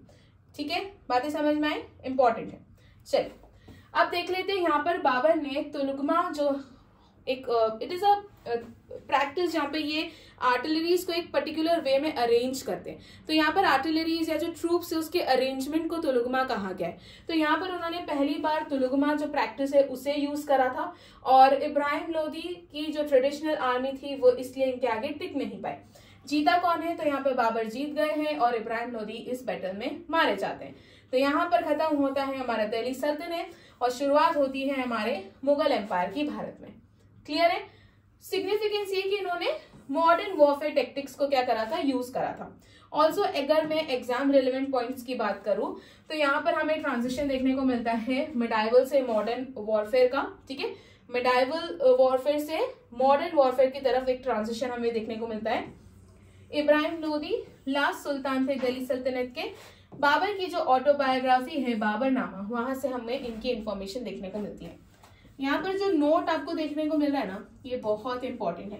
पहली चीज, इस बैटल में जीतने के बाद बाबर ने 2 टाइटल्स अज्यूम करे थे, वो था कलंदर और खाखान। ठीक है, ये 2 टाइटल्स किसने अज्यूम करे थे, बाबर ने। और this was one of the earliest battle जिसमें गन पाउडर, फायर आर्म्स और फील्ड आर्टिलरीज को क्या किया गया था, यूज किया गया था, याद रखेंगे। चलिए यहां पर आपको ट्रिक देखने को मिलेगी, पीके चला गया, कहाँ चलेगा, तो अपने प्लैनेट चला गया। बट यहाँ पर आपको क्रोनोलॉजी, बिकॉज क्रोनोलॉजी से भी क्वेश्चंस देखने को मिलते हैं। सो पी इस वो पानीपत 1526 में हुआ था, ठीक है। ये किसके बीच में हुआ था, तो इब्राहिम लोदी और बाबर के बीच में। बेसिकली बाबर के जितने भी बैटल्स हुए हैं ना, ये उसकी ट्रिक है। तो पहला तो पानीपत 1526, फिर नेक्स्ट ईयर 1527 में बैटल ऑफ खानवा, ठीक है, KH दैट इज के, पीके चला गया। तो 4 से बैटल ऑफ चंदेरी 1528, मेदनी राय जो कि मालवा के रूलर थे उनके बीच में और बाबर के बीच में हुआ था, ठीक है। इन सभी बैटल्स में जीता कौन था, बाबर जीते थे, तो याद रखना, ठीक है। बैटल ऑफ घग्गर, ये अगेन बाबर और जो अफगान किंग थे महमूद लोदी उनके बीच में हुआ था। यहाँ पर अगेन बाबर जीत गए थे, उन्होंने ये जो पूरी अफगान फोर्सेस थी उनको क्या कर दिया था, डिफीट कर दिया था। तो याद रखेंगे यहाँ पर क्रोनोलॉजी याद करवाने के लिए, पीके चला गया 1526, 27, 28, 29, 4 बैटल्स है, ठीक है, याद रखेंगे। एग्जाम पॉइंट ऑफ व्यू से क्या है, ये इंपॉर्टेंट है, ओके। अब हम बैटल ऑफ खानवा के बारे में देख लेते हैं। बैटल ऑफ खानवा 1527 में हुआ था, किसके बीच में हुआ है, तो अभी मैंने आपको बताया, एक साइड है राणा संगा और दूसरी साइड है बाबर, ठीक है। बैटल ऑफ खानवा राणा संगा और बाबर के बीच में हुआ था, ठीक है। खानवा कहाँ पर है, तो ये फतेहपुर सिकरी में है, प्रेजेंट डे राजस्थान आप कह सकते हैं। कॉम्बेटेंट्स हमने देख लिए, एक तरफ बाबर की आर्मी थी जिसको बाबर ही लीड कर रहे थे, और दूसरी तरफ राजपूत कॉन्फेडरेसी थी जिसे मेवाड़ के राणा संगा क्या कर रहे थे, लीड कर रहे थे। Rana Sanga he sought to resist Babur's growing influence after the first battle of Panipat, और इसलिए उन्होंने डिसाइड करा कि बाबर को हटाना बहुत जरूरी है। Rajput confederacy they aimed to restore, वो लोग चाहते थे कि नेटिव सुप्रीमेसी को उस एरिया में वापस क्या कर दिया जाए, नदर्न इंडिया में वापस क्या कर दिया जाए, रीस्टोर कर दिया जाए। हम की लीडर समझ चुके हैं, की इवेंट्स देख लीजिए। बाबर ने यहाँ पर जिहाद का नारा दिया था ताकि वो अपने ट्रूप्स को क्या कर सके, इंस्पायर कर सके, मोटिवेट कर सके। अगेन यहाँ पे तुलुगमा प्रैक्टिस जो है उसे यूज किया गया था, अराबा और आर्टिलरीज का यूज हमें देखने को मिला है। राणा संगा यहाँ पर सीवियरली जो है क्या हो गए थे, इंजर हो गए थे इस बैटल में, ठीक है। डेफिनेटली जीता कौन था, बाबर जो इस बैटल को जीते थे, ये हम लोगों ने देख लिया। आउटकम बाबर जीत गए थे, और यहाँ पर डिफीट किसकी हुई थी, तो राणा संगा की डिफीट हुई थी। It consolidated the Mughal empire's foothold in northern India, and Rajput का जो रेजिस्टेंस था वो सिग्निफिकेंटली क्या हो जाता है, वीक हो जाता है। यहाँ पर राजपूत पावर का हमें डिक्लाइन देखने को मिलता है। It highlighted the effectiveness of modern warfare, okay. Notable facts की अगर मैं बात करूं तो बाबर ने यहाँ पर गाजी टाइटल जो है अज्यूम करा था आफ्टर द विक्ट्री, क्लियर है। एंड द बैटल का जो डिटेल है हमें बाबर की जो बुक है बाबरनामा, वहां से हमें देखने को मिलेगा, ठीक है। यहाँ तक बातें समझ में आई है। आप लोग मुझे बताइए, पानीपत के बैटल के बाद कौन से टाइटल अज्यूम करे थे बाबर ने, मैं आप लोगों को बता चुकी हूँ, आप लोग मुझे कमेंट सेक्शन में बताइए, रिकॉल करने की कोशिश कीजिए हमने क्या पढ़ा था, है ना। चलिए अब देख लेते हैं मेजर बैटल्स ऑफ बाबर, कौन कौन से बैटल्स इन्होंने करे थे। सबसे पहला बैटल था 1519 में, बैटल ऑफ बहरा, ठीक है। ये यूसुफ जाई जाति के अगेंस्ट हुआ था, और यहाँ पर पहली बार उन्होंने कैनन को यूज करा था, ठीक है। इसके बाद इंडिया में बैटल हुआ था, first battle of Panipat. Date बहुत इंपॉर्टेंट है, 21 अप्रैल 1526। इब्राहिम लोदी जो कि फर्स्ट सुल्तान थे जो बैटल फील्ड में मरे थे, याद रखना। ये हुआ किसके बीच में था, इब्राहिम लोदी वर्सेस बाबर, है ना। जीते कौन थे, बाबर जीते थे, और यहाँ पर दिल्ली सल्तनत का एंड हो जाता है, क्लियर है। पहली बार तुगलमा मेथड को और रूमी मेथड को यूज किया गया था। आर्टिलरी मैन उस्ताद अली और मुस्तफा ये थे। उसके बाद इन्होंने इस बैटल के बाद कलंदर और खाखान टाइटल अज्यूम करा था। अभी मैंने आपसे पूछा था, फिर भी अगर आपसे ना बना हो तो यहाँ पर फिर से ध्यान से पढ़ लीजिए, इंपॉर्टेंट है। जैसे कि गाजी टाइटल उन्होंने बैटल ऑफ खानवा के बाद करा था। तमगा टैक्स इसे इम्पोज करा था on people when they entered into the territories of Mughals. After this battle Muslim merchants were exempted from this tax. तो इस बैटल के बाद जो मुस्लिम मर्चेंट्स थे उनको तमगा टैक्स पे नहीं करना था। चलिए नेक्स्ट स्लाइड की तरफ बढ़े। देखिए यहाँ पर आपको ये तुलुगमा वॉरफेयर और ये टैक्टिक्स क्या है उसकी इन्फॉर्मेशन मिल जाएगी। ये पीडीएफ, ओके मैं ये बताना भूल गई, ये पीडीएफ आपको पूजा जैन क्लासेस एप्लीकेशन पे मिलेगी, ठीक है। सो पीडीएफ आप कहाँ से ले सकते हैं, पूजा जैन क्लासेस ऐप से। ओके चलिए, तो इन चीजों को पढ़ लीजिएगा, आपके एग्जाम पॉइंट ऑफ व्यू से इंपॉर्टेंट है। इतना इंपॉर्टेंट नहीं है, बट एक अंडरस्टैंडिंग होनी चाहिए कि तुलुगमा वॉरफेयर टेक्टिक्स है क्या, है ना। चलिए, इसके बाद बैटल ऑफ खानवा हुआ था 17 मार्च 1527, मेवाड़ के राजा राणा संगा और बाबर के बीच में हुआ था। यहीं पर उन्होंने जिहाद वाला टाइटल दिया था और इन्होंने इस बैटल में जीतने के बाद कौन सा टाइटल अज्यूम करा था, तो गाजी टाइटल क्या करा था, अज्यूम करा था। बैटल ऑफ चंदेरी 1528, मेदिनी राय, उन्होंने यहाँ पर जोहर यहाँ पे परफॉर्म किया गया था। बैटल ऑफ घाघरा 1529, अफगान महमूद लोदी जो है यहाँ पर थे, अगेन यहाँ पे जो अफगान फोर्सेस थी उनको इन्होंने डिफीट कर दिया था। इस बैटल के बाद 1530 में बाबर की क्या हो जाती है, मृत्यु हो जाती है। इनिशियली इनको आगरा में बरी किया गया था, बट बाद में उनकी जो वाइफ है मुबारक यूसुफ जाय, वो उन्होंने इनका जो बरियल है वो लोकेशन चेंज कर दी थी और उनकी डेड बॉडी को कहाँ पे लेकर आ गए थे, काबुल में। ओके, चलिए अब बात करते हैं नेक्स्ट बैटल के बारे में। अब हम देख लेते हैं हुमायूं के जितने भी इंपॉर्टेंट बैटल्स हुए हैं उसके बारे में क्विकली देख लेते हैं। ठीक है, अगेन सब इंपॉर्टेंट है, ईयर के साथ याद रखना। 1531 में हुआ था इनका बैटल ऑफ कलिंचर, किसके साथ हुआ था, तो प्रताप रुद्रदेव के साथ हुआ था। इसके बाद 1532 में हुआ था इनका बैटल ऑफ दौरा। ठीक है, 1532 में दौरा करके एक प्लेस है, वहां पर बैटल हुआ था गोमती रिवर के पास में। यहाँ पर हुमायूं ने जो अफगान फोर्सेस थी उनको क्या कर दिया था, डिफीट कर दिया था। ठीक है, अफगान फोर्सेस को लीड कौन कर रहे थे, महमूद लोदी क्या कर रहे थे, लीड कर रहे थे। 1532 देख लीजिए, यहाँ पर हुआ था battle of Chunar. Battle of Chunar, यहाँ पर चुनार वाला जो पार्ट है उन्होंने सीज कर लिया था एंड यहाँ पे सबमिशन था ऑफ शेरशाह। फिर 1539 में बैटल ऑफ चौसा हुआ, यहाँ पर शेरशाह सूरी ने हुमायूं को डिफीट कर दिया, वेरी इंपॉर्टेंट। और यहाँ पर उन्होंने उसके बाद एक टाइटल एज्यूम करा था, दैट इज फरीद अल दिन शेरशाह, है ना। किसने एज्यूम करा था, शेरशाह सूरी ने। तो 1539 battle of Chausa very important. Battle of Chunar भी इंपॉर्टेंट है 1532, यहाँ पर चुनार का घेरा पहली बार हुआ था इसलिए इंपॉर्टेंट है। बैटल ऑफ चौसा याद रखेंगे 1539, Sher Shah Suri defeated the Mughal emperor Humayun और उन्होंने कौन सा टाइटल अज्यूम करा था, तो फरीद अल दिन शेरशाह टाइटल अज्यूम करा था। 1530 की बात करूं तो बैटल ऑफ कन्नौज या जिसे बैटल ऑफ बिलग्राम भी कहा जाता है, शेरशाह सूरी डिफीटेड हुमायूं और वो आगरा के मास्टर बन गए, आगरा और दिल्ली के क्या बन गए थे, मास्टर बन गए थे। दोनों बैटल बहुत इंपॉर्टेंट है, बैक टू बैक हुमायूं को डिफीट मिली थी और यहाँ से मौर्यन एम्पायर जो है यहाँ पर एंड हो जाता है। ठीक है, बट ऐसा नहीं कि खत्म हो गया, हुमायूं जो है वो दोबारा आते हैं, उन्होंने फिर से आके अटैक करा था 1555 में। सो ऑलमोस्ट 15 इयर्स के लिए हमें शेरशाह सूरी जो है उनका रीन देखने को मिलता है उनका रीन देखने को मिलता है, बट 15 इयर्स के बाद हुमायूं दोबारा आके अटैक करते हैं। हम बैटल ऑफ कन्नौज हमने देख लिया, बैटल ऑफ बिलग्राम और बैटल ऑफ कन्नौज के नाम से जाना जाता है। शेरशाह सूरी जो है ही डिफीटेड हुमायूं और वो यहाँ पर आगरा दिल्ली के मास्टर बन गए। As I said after 15 years Humayun ने क्या करा, दोबारा अटैक करा, यहाँ पर होता है बैटल ऑफ मच्छीवाड़ा। ठीक है, ये अफगान रूलर सिकंदर शाह सूरी, उन्होंने 30,000 हॉर्सेस और नसीब खान और तातार खान को भेजा था, बट यहाँ पर क्या होता है, they were defeated by Mughal army in battle of Machhiwara. तो यहाँ पर हुमायूं ने जो है यहाँ पर क्या कर दिया था, सिकंदर शाह सूरी जो कि शेरशाह सूरी के बेटे अब आ चुके, ठीक है, तो उनको यहाँ पे डिफीट कर दिया था। This was the time Humayun was trying to regain his power in India. तो ये वो टाइम था जहां पर हुमायूं ने फिर से कोशिश करी कि वो अपना पावर को क्या कर सके, रिगेन कर सके। इसके बाद 1555 बैटल ऑफ सरहिंद। ठीक है, बैटल ऑफ सरहिंद याद रखना, the subsequent victory at the battle of Sirhind against sultan Sikandar Suri. और यहाँ पर हुमायूं ने फिर से जो है मुगल एम्पायर को क्या कर दिया, एस्टैब्लिश कर दिया। तब क्या याद रखेंगे, 1555 बैटल ऑफ सरहिंद, 1555 में ही बैटल ऑफ मच्छीवाड़ा भी हुआ था। दोनों ही बहुत इंपॉर्टेंट है बिकॉज यहाँ पर हुमायूं ने सूरी डायनेस्टी जो है उसे डिफीट कर दिया था और री एस्टैब्लिश करा था मौर्यन एम्पायर को, है ना। ये थे हुमायूं। चलिए अब देख लेते हैं second battle of Panipat. First हमने देख लिया इब्राहिम लोदी और बाबर के बीच में हुआ था। सेकेंड बैटल ऑफ पानीपत ये हुआ था 1556 में।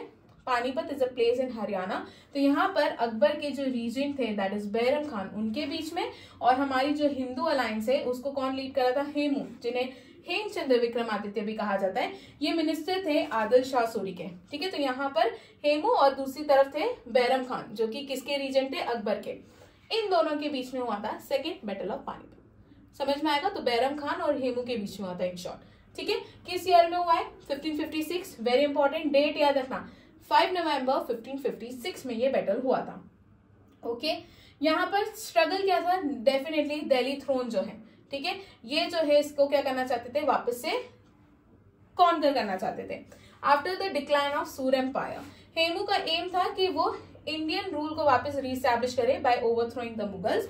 की इवेंट्स क्या थे, तो Hemu initially gain the upper hand, but unfortunately क्या होता है कि एक एरो उनकी आंख में आके लग जाता है, जिस कारण से पूरा जो है बैटल का जो रुख था, जहां पर एक तरफ लग रहा था कि जो सूर डायनेस्टी है वो जीत जाएगी, बट हेमू की आंख में लगने के कारण ये बैटल किसके हाथ में चले गया, तो ये विनिंग जो है, विक्ट्री जो है किसके हाथ में चलेगी, बैरम खान के हाथ में चलेगी। ठीक है, तो यहाँ पर मुगल्स की विक्ट्री देखने को मिलती है, हेमू को कैप्चर कर लिया था और बैरम खान ने उनको एग्जीक्यूट कर दिया था। इसके अलावा हमें कंसोलिडेशन देखने को मिलता है मुगल रूल का इन नदर्न इंडिया। ठीक है, plus Akbar was firmly established as the ruler of Delhi and Agra. किस ईयर में है, ईयर याद रखेंगे 1556, 5 नवंबर। ठीक है, बैरम खान वर्सेस हेमू। चलिए नेक्स्ट हम लोग देख लेते हैं, अफगान डोमिनेंस फाइनली भारत में खत्म हो गया है और it ensured survival and expansion of Mughal empire. Hemu had declared himself as Vikramaditya king after his victories in north India. तो नॉर्थ इंडिया की विक्ट्रीज के बाद हेमू ने खुद को विक्रमादित्य किंग जो है डिक्लेयर करा था। जो मुगल विक्ट्री है was largely due to Bairam Khan strategic leadership. ये बात हम लोग जब डिटेल में पढ़ेंगे ना मुगल एम्पायर के बारे में तब देखेंगे, अभी हम सिर्फ बैटल्स को क्विकली कवर करते हैं। The battle highlighted the importance of leadership and artillery in medieval warfare, और अकबर का जो अर्ली रीन था it was safeguarded by this victory. Hemu was one of the last indigenous ruler to challenge Mughal dominance. ठीक है, पानीपत के युद्ध देख लीजिए, बाबर और इब्राहिम लोदी के बीच में हुआ था और अकबर वन या फिर बैरम खान और हेमू के बीच में हुआ था। क्लियर है, चलिए अब आ जाते हैं हम लोग battle of Talikota. Okay, battle of Talikota again important है, किस ईयर में हुआ था, 1565 में हुआ था बैटल ऑफ तलीकोटा। ठीक है, 1565 में बैटल ऑफ तलीकोटा हुआ था। यहाँ पर ये तलीकोटा जो है आपको प्रेजेंट डे कर्नाटक में देखने को मिलेगा, नियर कृष्णा रिवर। ठीक है, साउथ में ये था। अब यहाँ पर विजयनगर एम्पायर की जो पावर है वो साउथ इंडिया में काफी ज्यादा बढ़ रही थी, तो विजयनगर एम्पायर की पावर को कंट्रोल करने के लिए, बिकॉज वो कंटिन्यूस एक्सपेंशन भी कर रहे थे, तो यहाँ पर एक अलायंस फॉर्म हुई थी। अलायंस में कौन कौन था, तो अलायंस में अहमदनगर, बीजापुर, बीदर और गोलकोंडा, इन चारों ने मिलकर एक अलायंस फॉर्म करी डेक्कन सल्तनत की, और इन चारों ने रिवॉल्ट कर दिया किसके अगेंस्ट, विजयनगर के जो हमारे रूलर थे रामा राय के अगेंस्ट। तो यहाँ पर ये अलायंस जीत जाती है डेक्कन सल्तनत की, और यहाँ पर रामा राय को इन्होंने डिफीट कर दिया था विजयनगर एम्पायर के जो रूलर थे, और यहीं पर जो है आप कह सकते हैं कि विजयनगर एम्पायर क्या हो गया था, वीकेंड हो गया था। क्लियर है, सो तलीकोटा बैटल का ईयर बहुत इंपॉर्टेंट है, बैटल ऑफ तलीकोटा 1565। दूसरा अलायंस क्या थी, डेक्कन सल्तनत की। ठीक है, वो भी बहुत इंपॉर्टेंट है, बीजापुर, बीदर, गोलकोंडा और अहमदनगर। ठीक है, कॉज क्या था, तो विजयनगर एम्पायर का जो पावर बढ़ता जा रहा था उसको क्या करना, डिक्लाइन करना, उसको रोकना, है ना, इसलिए यहाँ पर अलायंस बनी थी। आउटकम क्या था, डिसाइसिव विक्ट्री थी डेक्कन सल्तनत की, और Vijayanagar forces were routed and city was sacked and plundered. Aftermath की बात करें तो डेफिनेटली यहां से विजयनगर एम्पायर का डिक्लाइन होना शुरू होता है।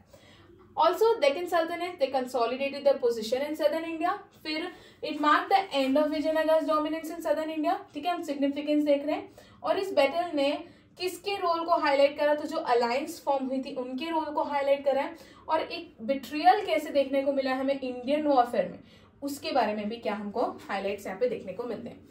Notable facts, city of Hampi जो कि विजयनगर की कैपिटल थी, इसको पूरी तरीके से इन लोगों ने डिस्ट्रॉय कर दिया था। This battle mark the effective collapse of the largest Hindu empire in medieval India, जो कि विजयनगर एम्पायर था। एग्जाम रिलेवेंट बात करें तो reason for defeat, betrayal by key Muslim commanders, जो कि विजयनगर आर्मी, विजयनगर एम्पायर में जो मुस्लिम कमांडर्स थे उन लोगों ने धोखा दिया था। इसलिए मैं कह रही हूँ कि यहाँ पर मेडाइवल हिस्ट्री में किस तरीके से धोखे दिए गए थे उसके बारे में भी हमें देखने को मिलता है। Importance of artillery coordination among the Deccan सल्तनत। ठीक है, after this battle Vijayanagar influence reduce हो गया था to a minor state in southern India. चलिए बढ़ते हैं नेक्स्ट बैटल की तरफ। नेक्स्ट बैटल है हमारा बैटल ऑफ हल्दी घाटी।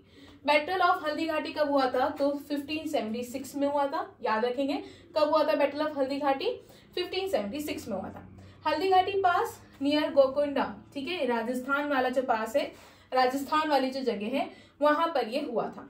किसके बीच में हुआ था? बैटल ऑफ हल्दी घाटी तो सबको पता होगा, तो सबसे फेमस फेमस फेमस बैटल है। जब मैं गई थी उदयपुर, जब मैं गई थी तो वहां पर जब मैं इनके पैलेस में गई थी तो वहां पे जो सिटी पैलेस है वहां पर हमने देखा था कि किस तरीके से इनका एक रिकॉर्ड मेंशन है कि किस तरीके से महाराणा प्रताप ने वन गो में अपनी स्वॉर्ड से एक एलिफेंट को 2 पार्ट्स में कट कर दिया था। इनके लिए वो एक बहुत एक हिस्टोरिक इवेंट की तरह आपको वहां पर एक फोटो भी देखने को मिलती है उसकी, राइट। तो ये मैंने देखा था, ही वॉज सो पावरफुल और he was very powerful, very strong, है ना। चलिए मेवाड़ की बात करें तो महाराणा प्रताप थे। मुगल एम्पायर लेड बाय मान Singh of Ambe under Akbar's order, तो अकबर की तरफ से मान सिंह जो है अंबर के, वो यहाँ पर लीड कर रहे थे मुगल एम्पायर को, ठीक है। चलिए अकबर की expansionist policy and attempts to subdue Mewar, ठीक है। मेरा एक्चुअली पेन काम नहीं कर रहा है ना, सो आई होप आप लोगों को चीजें समझ में आ रही होगी। I make sure explanation to the point हो, और मुझे ऐसे अंडरलाइन करने की आदत सी भी हो गई है, but this is not working, इसलिए प्लीज इसके बिना काम चला लो, है ना। चलिए सो अकबर की जो एक्सपेंशनिस्ट पॉलिसी थी और जो अटेम्प्ट्स थे टू सबड्यू मेवाड़, और महाराणा प्रताप का रिफ्यूजल कि वो मुगल सॉवरेनिटी को कभी भी एक्सेप्ट नहीं करेंगे, ठीक है। तो ये आप कह सकते हैं कॉज था इस बैटल ऑफ हल्दी घाटी के होने का। की इवेंट्स की बात करें तो Maharana Pratap personally led a fierce charge with his royal horse, उनके घोड़े का नाम याद रखना क्या था? चेतक। इसके बाद Mughals gain the upper hand due to their larger army and artillery, Mughals को अपर हैंड मिला ही इसलिए, अपर हैंड से मतलब है कि वो विक्ट्री की तरफ ज्यादा तेजी से आगे बढ़ रहे थे। उसका रीजन ये था कि इनके पास आर्मी और आर्टिलरी बहुत ज्यादा थी। Outcome tactical victory for the Mughals and Maharana Pratap he continued guerrilla resistance, उन्होंने गिव अप नहीं करा था। वो दूसरी जगह गए हारने के बाद भी, और वहां पर उन्होंने अपनी डायनेस्टी फिर से स्टैब्लिश करी और उन्होंने फिर से अटैक करा था मुगल आर्मी पे। ऐसा कहा जाता है कि जो भी इनकी लॉस्ट टेरिटरीज थी उन्होंने उसको दोबारा कॉन्कर कर लिया था, है ना। चलिए आफ्टरमैथ की बात करें तो Mewar lost control of much of its territory but retain its spirit of independence. फिर Maharana Pratap as I said he later regain parts of his kingdom, तो उन्होंने अपने किंगडम के पार्ट्स को दोबारा क्या कर लिया था? रिगेन कर लिया था। सिग्निफिकेंस की बात करें तो symbol of Rajput valour and resistance against Mughal dominance, ये इनकी सिग्निफिकेंस है। How strongly they fought against them, ठीक है, एंड टिल द एंड इन्होंने गिव अप नहीं करा था, है ना। चलिए it showcase the tactical use of guerrilla warfare, जिसमें ये काफी ज्यादा एक्सपर्ट थे। नोटेबल फैक्ट, चेतक महाराणा प्रताप की हॉर्स का नाम है और उनको भी उनकी लॉयल्टी और उनकी ब्रेवरी के लिए जाना जाता है। The battle did not led to complete annexation of Mewar, ठीक है, इस बैटल में कंप्लीट एनेक्सेशन मेवाड़ का नहीं हुआ था। क्लियर है यहाँ तक बातें? अब आ जाते हैं हम लोग बैटल ऑफ धर्मत के ऊपर। बैटल ऑफ धर्मत देख लेते हैं। तो ये जो बैटल है ये हुआ था 1658 में। पेन फिर से काम करने लगा है ना। चलिए सो बैटल हुआ था 1658 में। किसके बीच में हुआ था? औरंगजेब और महाराजा जसवंत सिंह के बीच में हुआ था। क्लियर है? कहां पर हुआ था? तो हमारी गंभीर रिवर है धर्मत के पास में, उसकी वेस्टर्न बैंक पे ये बैटल हुआ था। औरंगजेब थे एक तरफ और दूसरी तरफ जसवंत सिंह राठौड़ थे। जसवंत सिंह राठौड़ की मदद प्रिंस दारा शिकोह भी कर रहे थे। So basically Dara Shikoh was one of the contenders जिनकी लड़ाई हो रही थी औरंगजेब के साथ थ्रोन पर बैठने के लिए, तो उसमें दारा शिकोह भी थे एक, है ना। चलिए आउटकम की बात करें तो औरंगजेब ने जसवंत सिंह को क्या कर दिया था? डिफीट कर दिया था। ओके, बढ़ते हमारी नेक्स्ट बैटल की तरफ, that is battle of Pratapgarh. अगर मैं बैटल ऑफ प्रतापगढ़ की बात करूं तो ये बैटल हुआ था 1659 में। ठीक है, कब हुआ था ये बैटल? 1659 में। मराठा फोर्सेस थी एक तरफ, जिसको कौन लीड करते? छत्रपति शिवाजी महाराज, और दूसरी तरफ बीजापुर की ट्रूप्स थे जिनको अफजल खान क्या कर रहे थे? लीड कर रहे थे। तो प्रतापगढ़ बैटल हुआ कब था? 1659। एक तरफ छत्रपति शिवाजी महाराज थे, दूसरी तरफ जनरल अफजल खान थे। The battle was fought at Pratapgarh fort. तो प्रतापगढ़ फोर्ट पर ही ये बैटल हुआ था, जो कि सतारा महाराष्ट्र में है। और यहाँ पे मराठास जो हमारे छत्रपति शिवाजी महाराज है वो यहाँ पर क्या होते हैं? जीत जाते हैं। And which was their first major military victory against regional power. ठीक है, ये victory eventually led to establishment of Maratha empire. यहीं से हमारी मराठा एम्पायर की क्या होती है? नींव रखी जाती है। क्लियर है? चलिए, इसके अलावा ये कुछ इंपॉर्टेंट फैक्ट्स है इस बैटल के बारे में जो आप लोगों को पता होनी चाहिए। जो बैटल है बीजापुर का, जो बीजापुर गवर्नमेंट है सॉरी, इन्होंने अफजल खान को भेजा था ताकि ये शिवाजी को क्या कर सके, सबड्यू कर सके, ठीक है। Farmer vessel who had rebelled against the government, but Afzal Khan को यहाँ पर छत्रपति शिवाजी महाराज ने मार दिया था, वो नेगोशिएशन के लिए नहीं आए थे, ठीक है। शिवाजी बिल्ट अ टोम, और जब इनको मार गया उसके बाद शिवाजी ने एक टोम बनाया था अफजल खान की रिमेन्स के ऊपर। It is a tower in honour, जो कि अभी भी अफजल बुरुज के नाम से आपको प्रतापगढ़ में देखने को मिलेगा, ठीक है। छत्रपति शिवाजी, इनको माउंटेन रेड के नाम से भी जाना जाता है बिकॉज गुरिल्ला वॉरफेयर टेक्टिक्स के कारण। Pratapgarh fort is one of the most significant forts of Chhatrapati Shivaji Maharaj, and it is the only hill fort जो उन्होंने बनवाया था। क्लियर है? चलिए नेक्स्ट देख लेते हैं battle of Karnal. Battle of Karnal हुआ था 1739 में। किसके बीच में हुआ था? तो ये नादिर शाह और मोहम्मद शाह के बीच में हुआ था। मोहम्मद शाह मुगल एम्परर थे, ठीक है, और नादिर शाह यहाँ पर क्या होते, जीतते, ठीक है। नादिर शाह ये क्या थे, ये एम्परर थे ऑफ पर्शियन एम्पायर अफशरिद डायनेस्टी के, ठीक है। तो यहाँ पर नादिर शाह की जीत होती है और मोहम्मद शाह जो है यहाँ पर क्या हो जाते हैं, हार जाते हैं। तो बैटल ऑफ करनाल याद रखना 1739। ऑलमोस्ट जितनी भी ट्रेजरी थी मोहम्मद शाह के पास, वो यहाँ पर इस बैटल में क्या हो जाती है, खत्म हो जाती है।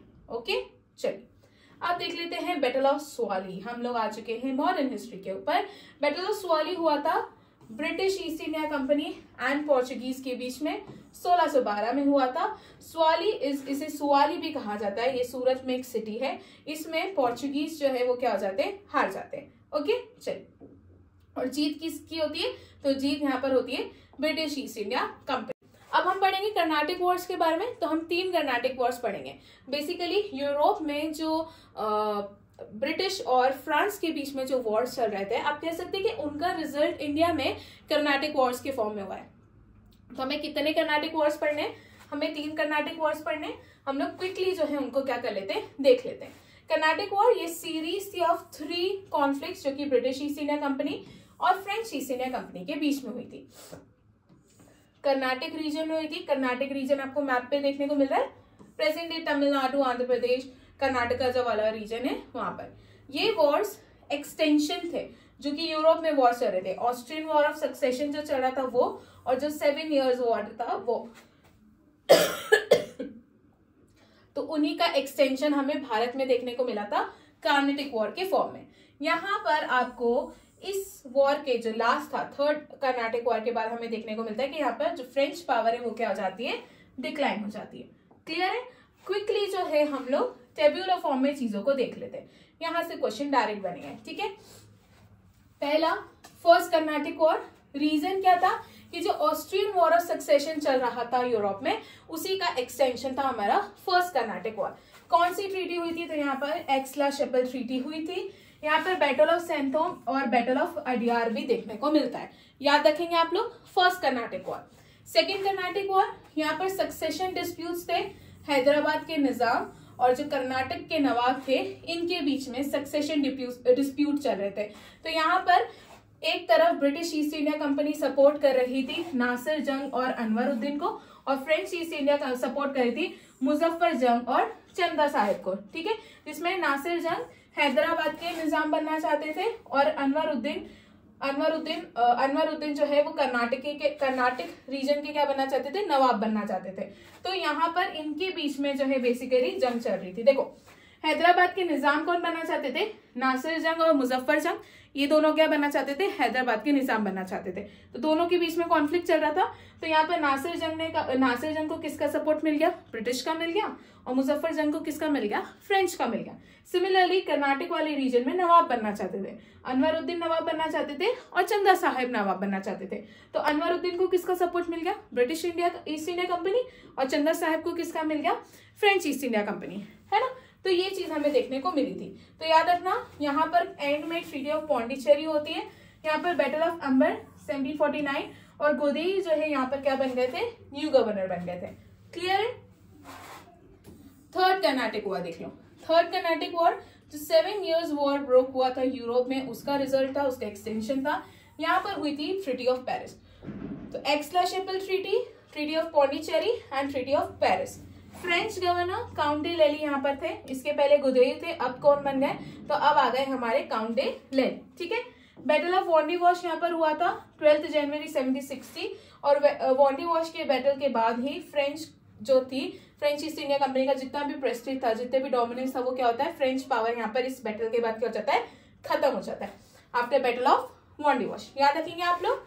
चल अब बढ़ते हैं हम, बेसिकली याद तो आप लोगों को जो मैंने टेबल के फॉर्म में बताया ना उतना ही करना है, बट इन सबके पीछे एक स्टोरी है, राइट। वो स्टोरी एक बार हम क्विकली रीड आउट करेंगे, यहाँ पर कोई एक्सप्लेनेशन नहीं चलेगा।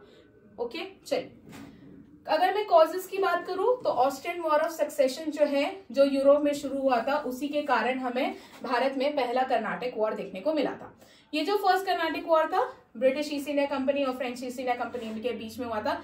ईयर वहां पे नहीं लिखा था, तो 1746 फर्स्ट कर्नाटक वॉर इंपॉर्टेंट है, याद रखना। इस समय ड्यूप्ले जो है ये फ्रेंच गवर्नर थे पौंडीचेरी के, और ये काफी ज्यादा एम्बिशियस पर्सन था, वो भी याद रखना। कोर्स की बात करें तो ड्यूप्ले क्या चाहते थे, वो फ्रेंच पावर को सुप्रीम करना चाहते थे भारत में, साउथ इंडिया में मेनली। और जब वॉर स्टार्ट हुआ यूरोप में, तो ड्यूप्ले ने क्या करा, एक अपील भेजी टू ला बुर्दनीस, जो कि गवर्नर थे कहाँ के, मॉरिशस के, कि तुम आओ और हम दोनों मिलकर मद्रास को क्या कर लेंगे, कैप्चर कर लेंगे। तो इन्होंने मद्रास को सीज करा, 1746 में उसको कैप्चर कर लिया।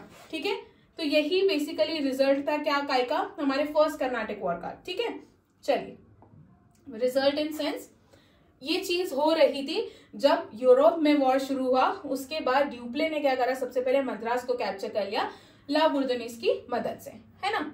ये कोर्स ऑफ वॉर बता रही हूँ मैं, वॉर में चल क्या रहा है। फिर उसने आर्मी भेजी अगेंस्ट द फ्रेंच, एंड जो सेंथोम है on the banks of river Adyar, Anwaruddin की आर्मी यहाँ पर क्या हो गई थी, डिफीट हो गई थी। उसने मतलब बोले तो ये हमारे जो कर्नाटक के नवाब है ना अनवरुद्दीन, उन्होंने, बिकॉज उनको ये बिल्कुल अच्छा नहीं लग रहा था। फिर यहाँ पर ड्यूप्ले ने फोर्ट सेंट डेविड को भी कैप्चर करने की कोशिश करी फ्रॉम इंग्लिश, बट यहाँ पर वो फेल हो जाते हैं। बाद में इंग्लिश ने पौंडीचेरी पर अटैक करा, बट फ्रेंच ने सक्सेसफुली उनको डिफेंड कर लिया और पौंडीचेरी में घुसने नहीं दिया। 1748 में जो वॉर है ऑस्ट्रियन सक्सेशन का यूरोप में, वो खत्म हो जाता है, इट एंड इन यूरोप, और यहीं पर इसी के साथ भारत में भी कर्नाटक वॉर क्या हो जाता है, खत्म हो जाता है। रिजल्ट क्या था, तो पहला कर्नाटक वॉर ये खत्म हुआ, एक्स-शैपल ट्रीटी 1748 में साइन हुई थी। एंड रिजल्ट क्या था, यहाँ पर इंग्लिश जो है उनको, जो ब्रिटिश ईस्ट इंडिया कंपनी का जो मद्रास वाला सेंटर था, वो क्या कर लिया था, फ्रेंच ईस्ट इंडिया कंपनी ने कैप्चर कर लिया था, तो वो यहाँ पर उनको वापस मिल जाता है। ठीक है, अब यहाँ पर देख लो हमारा सेकेंड कर्नाटक वॉर, ये बेसिकली बैकग्राउंड है। बैकग्राउंड क्या चल रहा है, मुगल एम्परर औरंगजेब जो है, इनकी मृत्यु के बाद, इनकी डेथ के बाद एम्पायर छोटे छोटे प्रोविंसेस में क्या हो जाता है, डिवाइड हो जाता है। तो वो प्रोविंसेस और सूबाज में डिवाइड होता है। तो इन प्रोविंसेस ने बाद में खुद को क्या कर लिया, इंडिपेंडेंट डिक्लेयर कर दिया। एंड इनमें से एक जो प्रोविंस था वो था हैदराबाद। ठीक है, और इस हैदराबाद का सूबा क्या था, कर्नाटक रीजन था। बैकग्राउंड समझ में आ रहा है। औरंगजेब की डेथ के बाद की हम लोग बात कर रहे हैं। फिर यहाँ पर देखो आसफ जाह वन, जिन्होंने खुद को डिक्लेयर किया एज एन इंडिपेंडेंट रूलर, और ये क्या बन गए, हैदराबाद के निजाम बन गए। हैदराबाद ने औरंगजेब की डेथ के बाद खुद को क्या कर दिया, इंडिपेंडेंट डिक्लेयर कर दिया। आफ्टर हिज डेथ इनके दो सक्सेसर्स थे। किसकी डेथ के बाद, आसफ जाह वन जो है, इनकी डेथ के बाद इनके दो सक्सेसर्स थे, नासिर जंग जो कि उनका बेटा था, और मुजफ्फर जंग जो कि इनका ग्रैंडसन था। नासिर जंग को किसका सपोर्ट मिला था, ब्रिटिश ईस्ट इंडिया कंपनी का, और मुजफ्फर जंग जो है उन्होंने किसके साथ हाथ जोड़ लिए, फ्रेंच ईस्ट इंडिया कंपनी के साथ। ठीक है, वहीं पर हैदराबाद का एक सूबा है, that is Karnataka region. Karnataka region में भी सेम चीज चल रही। यहाँ पर अब वॉर किसके बीच में हो रहा है कि वो अनवरुद्दीन जो है ये नवाब बनना चाहते हैं कर्नाटक रीजन के, और दूसरे चंदा साहिब जो है बनना चाहते हैं।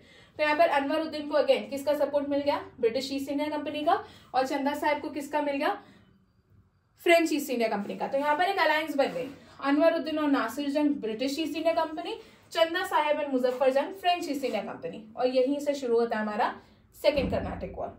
ठीक है, चलिए मेनली आपको क्या याद रखना है, किस ईयर में हुआ है, कौन सी ट्रीटी हुई है, इनमें कौन कौन से बैटल्स हुए हैं। ओके, कोर्स ऑफ वॉर की बात करूं तो with help of French, Muzaffar Jang और चंदा साहिब जो है they defeated and killed Anwaruddin. ठीक है, at the time of battle of Ambur, जो कि कब चल रहा था, 1749 में। तो यहाँ पे मर कौन गया है, तो फ्रेंच की मदद से मुजफ्फर जंग और चंदा साहिब ने किसको मार दिया, अनवरुद्दीन को मार दिया। बट इनका जो बेटा था मोहम्मद अली, उन्होंने रेफ्यूज ली तिरुचिरापल्ली ने, और चंदा साहिब जो है वो कर्नाटक के क्या बन गए, नवाब बन गए। तो अभी हमको यहाँ पर क्या देखने को मिल रहा है कि अपर हैंड किसका है, फ्रेंच ईस्ट इंडिया कंपनी का है। पर यहीं पर हैदराबाद में नासिर जंग और मुजफ्फर जंग जो है, इनको जनरल बसी जो कि फ्रेंच गवर्नर थे, उन्होंने क्या कर दिया और इन्होंने सलाबत जंग को हैदराबाद का क्या कर दिया, निजाम बना दिया। In return for the French help he handed over northern Circars to French. यहाँ पर कंडीशन क्या थी, the condition of the English became very critical. ऐसे सेड यहाँ पर अपर हैंड किसका चल रहा है, फ्रेंच ईस्ट इंडिया कंपनी का चल रहा है। रॉबर्ट क्लाइव जो कि क्लर्क थे इंग्लिश ईस्ट इंडिया कंपनी के, उन्होंने कोर्स ऑफ वॉर चेंज कर दिया। उन्होंने कहा कि जब सबके सब मिलकर जो है कहाँ गए हुए हैं, किसकी मदद करने गए हुए हैं, तो सलाबत जंग के पास हैदराबाद गए हुए, तो क्यों ना हम जो कर्नाटक की कैपिटल है आरकोट, वहां पर अटैक कर दें, बिकॉज यहाँ पर डिफेंस के लिए कोई भी नहीं है। तो यहाँ पर रॉबर्ट क्लाइव के कहने पर जो कर्नाटक की कैपिटल थी आरकोट, यहाँ पर अटैक कर दिया एंड ही defeated Chanda Sahib and made Mohammad Ali the nawab of Arcot. ठीक है, सो क्लाइव को यहाँ पर आरकोट का हीरो कहा गया था और ड्यूप्ले को यहाँ पर वापस बुला लिया और ड्यूप्ले की जगह गोदेव जो है अब नए गवर्नर बन जाते हैं फ्रेंच ईस्ट इंडिया कंपनी के। क्लियर है? चलिए रिजल्ट मैंने कहा अभी तक जो स्टोरी बताई ना, उसमें सिर्फ एक बैटल ऑफ आम्बोर याद रखना किस ईयर में हुआ है, उसके अलावा ट्रीटी कौन सी हुई थी, पौंडीचेरी की ट्रीटी हुई थी 1755 में। ओके, चलिए बढ़ते हैं थर्ड कर्नाटिक वॉर की तरफ। थर्ड कर्नाटिक वॉर 1756 में जो हमारा the 7 years of war broke out हुआ था यूरोप में, उसका रिजल्ट था। यहाँ पर अब फ्रेंच गवर्नर नए आ गए थे, दैट इज काउंट डे लेली, आपको देखने को मिलेगा। इन्होंने फोर्ट सेंट डेविड जो है इसको क्या कर लिया था, कैप्चर कर लिया था।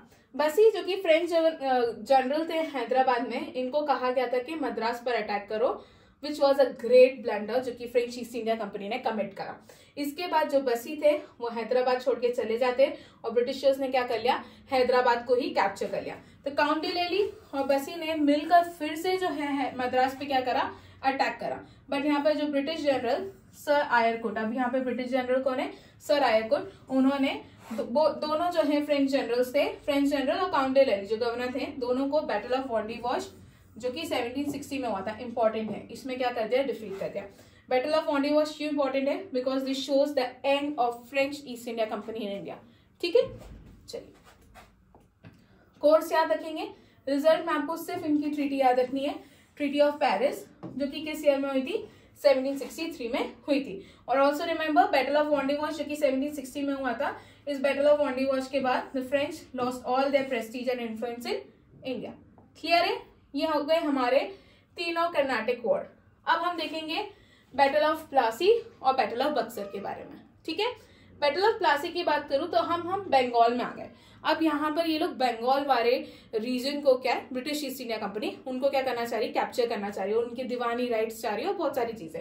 तब उससे हम 1 by 1 देख लेते हैं। मुगल पीरियड के टाइम पर बंगाल जो था, ठीक है, ये सबसे फर्टाइल और सबसे रिचेस्ट प्रोविंस माना जाता था मुगल एम्पायर का। ठीक है, included present day Bangladesh, Bihar and Orissa, ये सारी चीजें मिलकर उस समय का जो है हमारा बंगाल बनता था। सो जो अथॉरिटिव पावर्स थी प्रोविंस की, वो किसके हाथों में होती थी, तो बंगाल के नवाब के हाथ में थी।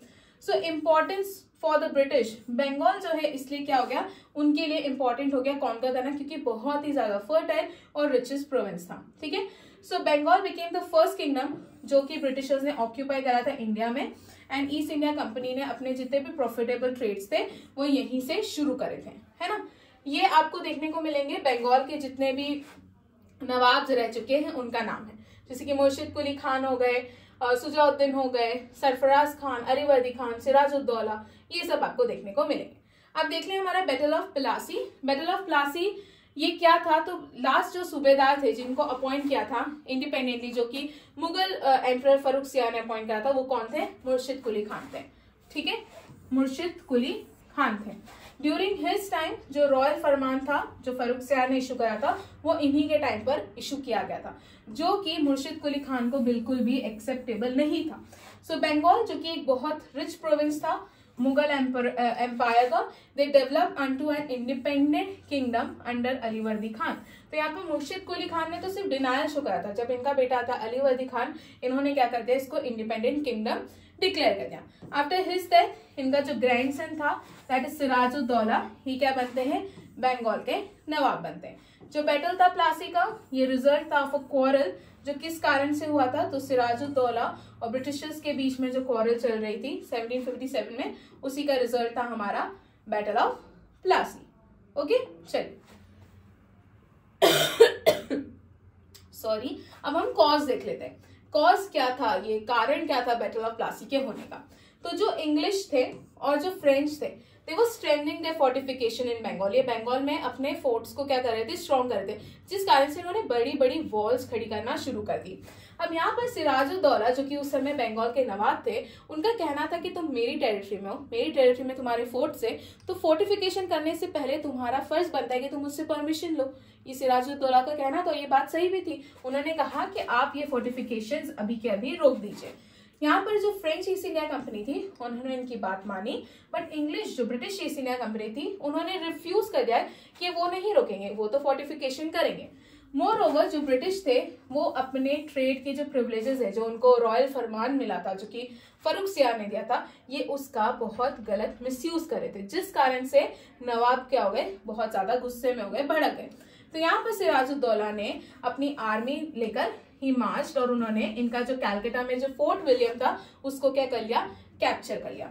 यहाँ पर उन्होंने 146 ब्रिटिश सोल्जर्स को एक छोटे से कमरे में क्या कर दिया, बंद कर दिया, जिस कारण से यहाँ पर बहुत से लोगों की सफोकेशन के कारण मृत्यु हो जाती है। ठीक है, so they were locked up in a very small room, और जो बचे हुए लोग थे फोर्ट विलियम में, वो जाके रिफ्यूज लेते हैं कहाँ पर, फुल्टा आइलैंड पर। ठीक है, तो उन्होंने कैप्चर कितने लोगों को करा था, 146 लोगों को, जिसमें से 123 लोगों की कहा जाता है कि only 23 people survive, not 123, only 23 people survive, और जो रिमेनिंग लोग थे उनकी सफोकेशन के कारण क्या हो गई, मृत्यु हो गई। इसी इंसिडेंट को हम लोग ब्लैक होल ट्रेजेडी के नाम से जानते हैं। ठीक है ये सबसे बड़ा कारण माना जाता है बैटल ऑफ प्लासी के होने का। ठीक है, हम लोग कॉजेस पढ़ रहे थे।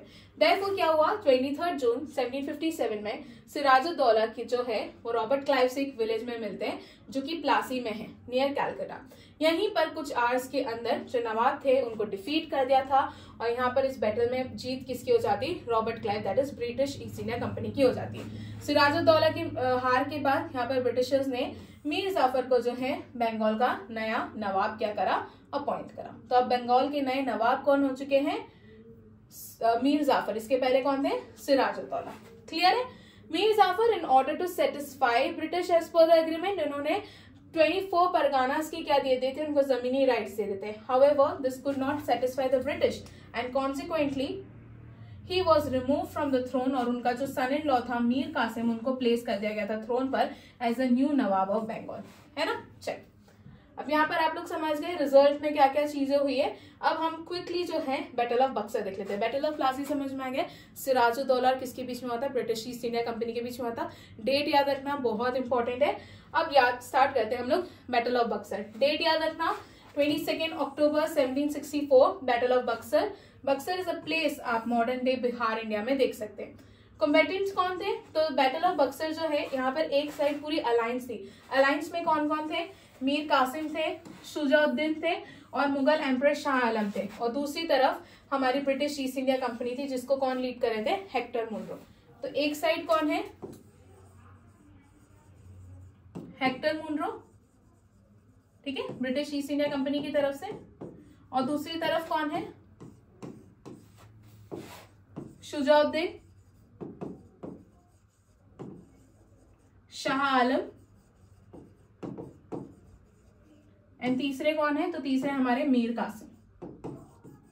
ठीक है, तो ये अलायंस थी, और इस अलायंस को जो है ब्रिटिश ईस्ट इंडिया कंपनी ने डिफीट कर दिया था। और ये जो बैटल थी ना, this marks beginning of British East India company की नहीं, ब्रिटिश एम्पायर जो है उन्होंने भारत में फाइनली रूल करना शुरू कर दिया था। ठीक है, मतलब British East India company only. चलिए, तो बैटल ऑफ बक्सर समझ गए, Hector Munro British East India company, और दूसरी तरफ अलायंस था अगर मैं मीर कासिम की बात करूं तो ये बंगाल के नवाब थे, सुजाउद्दीन की बात करूं तो अवध के नवाब थे, और मुगल एम्परर शाह आलम सेकंड थे। इन सबको डिफीट कर दिया था हेक्टर मुनरो ने। दूसरी बातें देखिए, बैकग्राउंड की बात करूं तो मीर कासिम बहुत ही एफिशिएंट और स्ट्रॉन्ग रूलर थे। इन्होंने क्या करा कि ब्रिटिशर्स का कंटिन्यूस इंटरफेरेंस बहुत हो रहा था उनके एडमिनिस्ट्रेशन में, इसलिए उन्होंने डिसाइड करा कि मैं कैपिटल को थोड़ा दूर कर देता हूँ ताकि मैं अपने टेरिटरी की, अपने लोगों की एडमिनिस्ट्रेशन और जो भी काम है उसमें थोड़ा फोकस कर सकूं। तो यहाँ पर उन्होंने कैपिटल को शिफ्ट करा मुर्शिदाबाद से मुंगेर, जो कि बिहार में 1762 में। इनको समझ में आया कि फुल ट्रेजरी की इंपॉर्टेंस क्या है, ठीक है, वो एक एफिशिएंट आर्मी रख सकते हैं, आर्मी का पूरा ध्यान रख सकते हैं और अपनी टेरिटरी, अपनी जनता को भी खुश रख सकते हैं। इसलिए मीर कासिम ने क्या करा, he regarded himself as an independent ruler. What was the problem for British? That they wanted him to be puppet in their hands. अब उसने खुद को इंडिपेंडेंट रूलर कंसिडर कर लिया और ब्रिटिश क्या चाहते थे, वो इसको एज अ पपेट यूज करना चाहते थे। एज अ रिजल्ट क्या हुआ, यहाँ पर बैटल हुई, that is battle of Buxar 1764 में हुआ, और यहाँ पर ब्रिटिशर्स जो है जीत जाते हैं। यहाँ पे पूरी अलायंस बनी थी, मीर कासिम हो गया, सिराजुद्दौला हो गया, है ना, और शाह आलम सेकेंड हो गए, इनकी पूरी अलायंस बनी थी। बट यहाँ पर वो हार जाते हैं और 1765 में ट्रीटी ऑफ इलाहाबाद होती है। ये बहुत ही ह्यूमिलिएटिंग ट्रीटी थी। जब आप कंप्लीट लेक्चर पढ़ेंगे ना, तब आप इस ट्रीटी के बारे में पर्टिकुलरली पढ़ना कि किस तरीके से की गई थी, ठीक है। और यहीं पर रॉबर्ट क्लाइव जो है ये क्या बन जाते हैं, पहले गवर्नर बनते हैं बंगाल के, ठीक है। इसके बाद थर्ड बैटल ऑफ पानीपत देख लीजिए, 1761 में हुआ है, 14 जनवरी 1761 में हुआ है। एक तरफ में मराठा एम्पायर और दूसरी तरफ अफगानिस्तान के जो किंग थे अहमद शाह, इनके बीच में, अहमद शाह दुरानी, इनके बीच में ये हुआ था, ठीक है। अहमद शाह दुरानी, जिनको अहमद शाह अब्दाली भी कहा जाता है, ये याद रखना। मराठास, यहाँ पर मराठास को कौन लीड करे थे, तो सदाशिव राव भाऊ जो है लीड करे थे। मराठास का डिजायर था कि वो इंडिया को डोमिनेट करना चाहते हैं। वो जो डिजायर था वो फाइनली अब खत्म हो गया था, जहां पर अहमद शाह अब्दाली जो है वो थर्ड बैटल ऑफ पानीपत में क्या हो जाते हैं, जीत जाते हैं, ठीक है। कब हुआ था, 1761 में। चलिए, अब हम पढ़ेंगे एंग्लो मैसो वॉर के बारे में। टोटल कितने एंग्लो मैसो वॉर हुए थे, 4 एंग्लो मैसो वॉर हुए थे। तो हम देखेंगे कि कौन सा किस टाइम पीरियड में हुआ है, किसके बीच में हुआ है, कौन से बैटल्स हुए हैं, कौन सी ट्रीटी हुई है, उन सारी चीजों को हम लोग टेबल के फॉर्म में कवर करेंगे, ठीक है। सबसे पहले हम लोग देख लेते हैं फर्स्ट एंग्लो मैसो वॉर के बारे में। फर्स्ट एंग्लो मैसो वॉर 1767 से 69 के बीच में हुआ था। एक तरफ थी ब्रिटिश ईस्ट इंडिया कंपनी, दूसरी तरफ मैसूर के सुल्तान जिनका नाम है हैदर अली, तो दूसरी तरफ हैदर अली थे, ठीक है। सो मैसूर के हैदर अली और sir Hector Munro British East India company की तरफ से इसको क्या करे थे, लीड करते थे, की लीडर्स थे इसके, है ना। चलिए, यहाँ पर बैटल ऑफ चेंगम हुआ है 1767 में और दूसरा बैटल ऑफ पोलीलूर हुआ है 1767 में। तो ये दो बैटल्स कौन से बैटल से एसोसिएटेड है, तो फर्स्ट एंग्लो मैसो वॉर, ठीक है, जो कि कब हुआ था, 1767 से शुरू हुआ था। यहाँ पर मैसूर जीत जाती है। मैसूर जो है यहाँ पर ब्रिटिश ईस्ट इंडिया कंपनी को बहुत बुरी तरीके से हराती है। इस बैटल के खत्म होने के बाद यहाँ पर ट्रीटी होती है, that is treaty of Madras, very important. कब हुई है, 1769 में। इस ट्रीटी में बस ये कहा गया था कि दोनों ने जो अपनी अपनी टेरिटरीज कॉन्कर करी है उसे वापस रिस्टोर कर देंगे, दोनों एक दूसरे को रिटर्न कर देंगे। तो यहाँ पर ट्रीटी ऑफ मद्रास आपको देखने को मिलेगी। कॉजेस क्या थे, तो हैदर अली का जो एक्सपेंशन चल रहा था मैसूर का, जिस कारण से ब्रिटिश ईस्ट इंडिया कंपनी काफी ज्यादा फ्रस्ट्रेट हो गई थी, उसी का रीजन हमें यहाँ पे देखने को मिलता है फर्स्ट एंग्लो मैसूर वॉर में। British forces were forced to sign the treaty of Madras after the series of defeat, ठीक है, इतना समझ में आया। तो ये था हमारा फर्स्ट एंग्लो मैसूर वॉर। अब देख लेते हैं हम लोग सेकेंड एंग्लो मैसूर वॉर के बारे में। 1780 से 1784 तक हुआ है। Again British East India company और सुल्तान हैदर अली के बीच में ये बैटल हुआ था। हैदर अली है यहाँ पर, लॉर्ड मैक्लियोड है ब्रिटिश की तरफ से, और यहाँ पर मराठास और निजाम जो थे हैदराबाद के, वो भी आपको देखने को मिलेंगे, ठीक है। किसकी तरफ थे, मुझे क्विकली कमेंट सेक्शन में बताइए, किसके साथ जुड़े हुए थे, क्या ये मैसूर की मदद कर रहे थे या ब्रिटिश ईस्ट इंडिया कंपनी की, जल्दी से मुझे कमेंट सेक्शन में बताइए। यहाँ पे बैटल ऑफ पोर्टोनोवो होता है, वेरी इंपॉर्टेंट, 1781 में हुआ है। दूसरा बैटल ऑफ पोलीलूर, ठीक है, ये कब हुआ है, 1781 में। इसके बाद ट्रीटी ऑफ मैंगलोर 1784 में हुई है। हैदर अली ने फोर्स करा था a truce with the British after heavy losses on both side, ठीक है। तो यहाँ पर हुई है ट्रीटी ऑफ मैंगलोर, जिसमें British agreed to return conquer territories to Mysore. तो ब्रिटिश ने एग्री करा था कि जो भी टेरिटरीज इन्होंने कॉन्कर करी है वो वापस क्या कर देंगे, रिटर्न कर देंगे।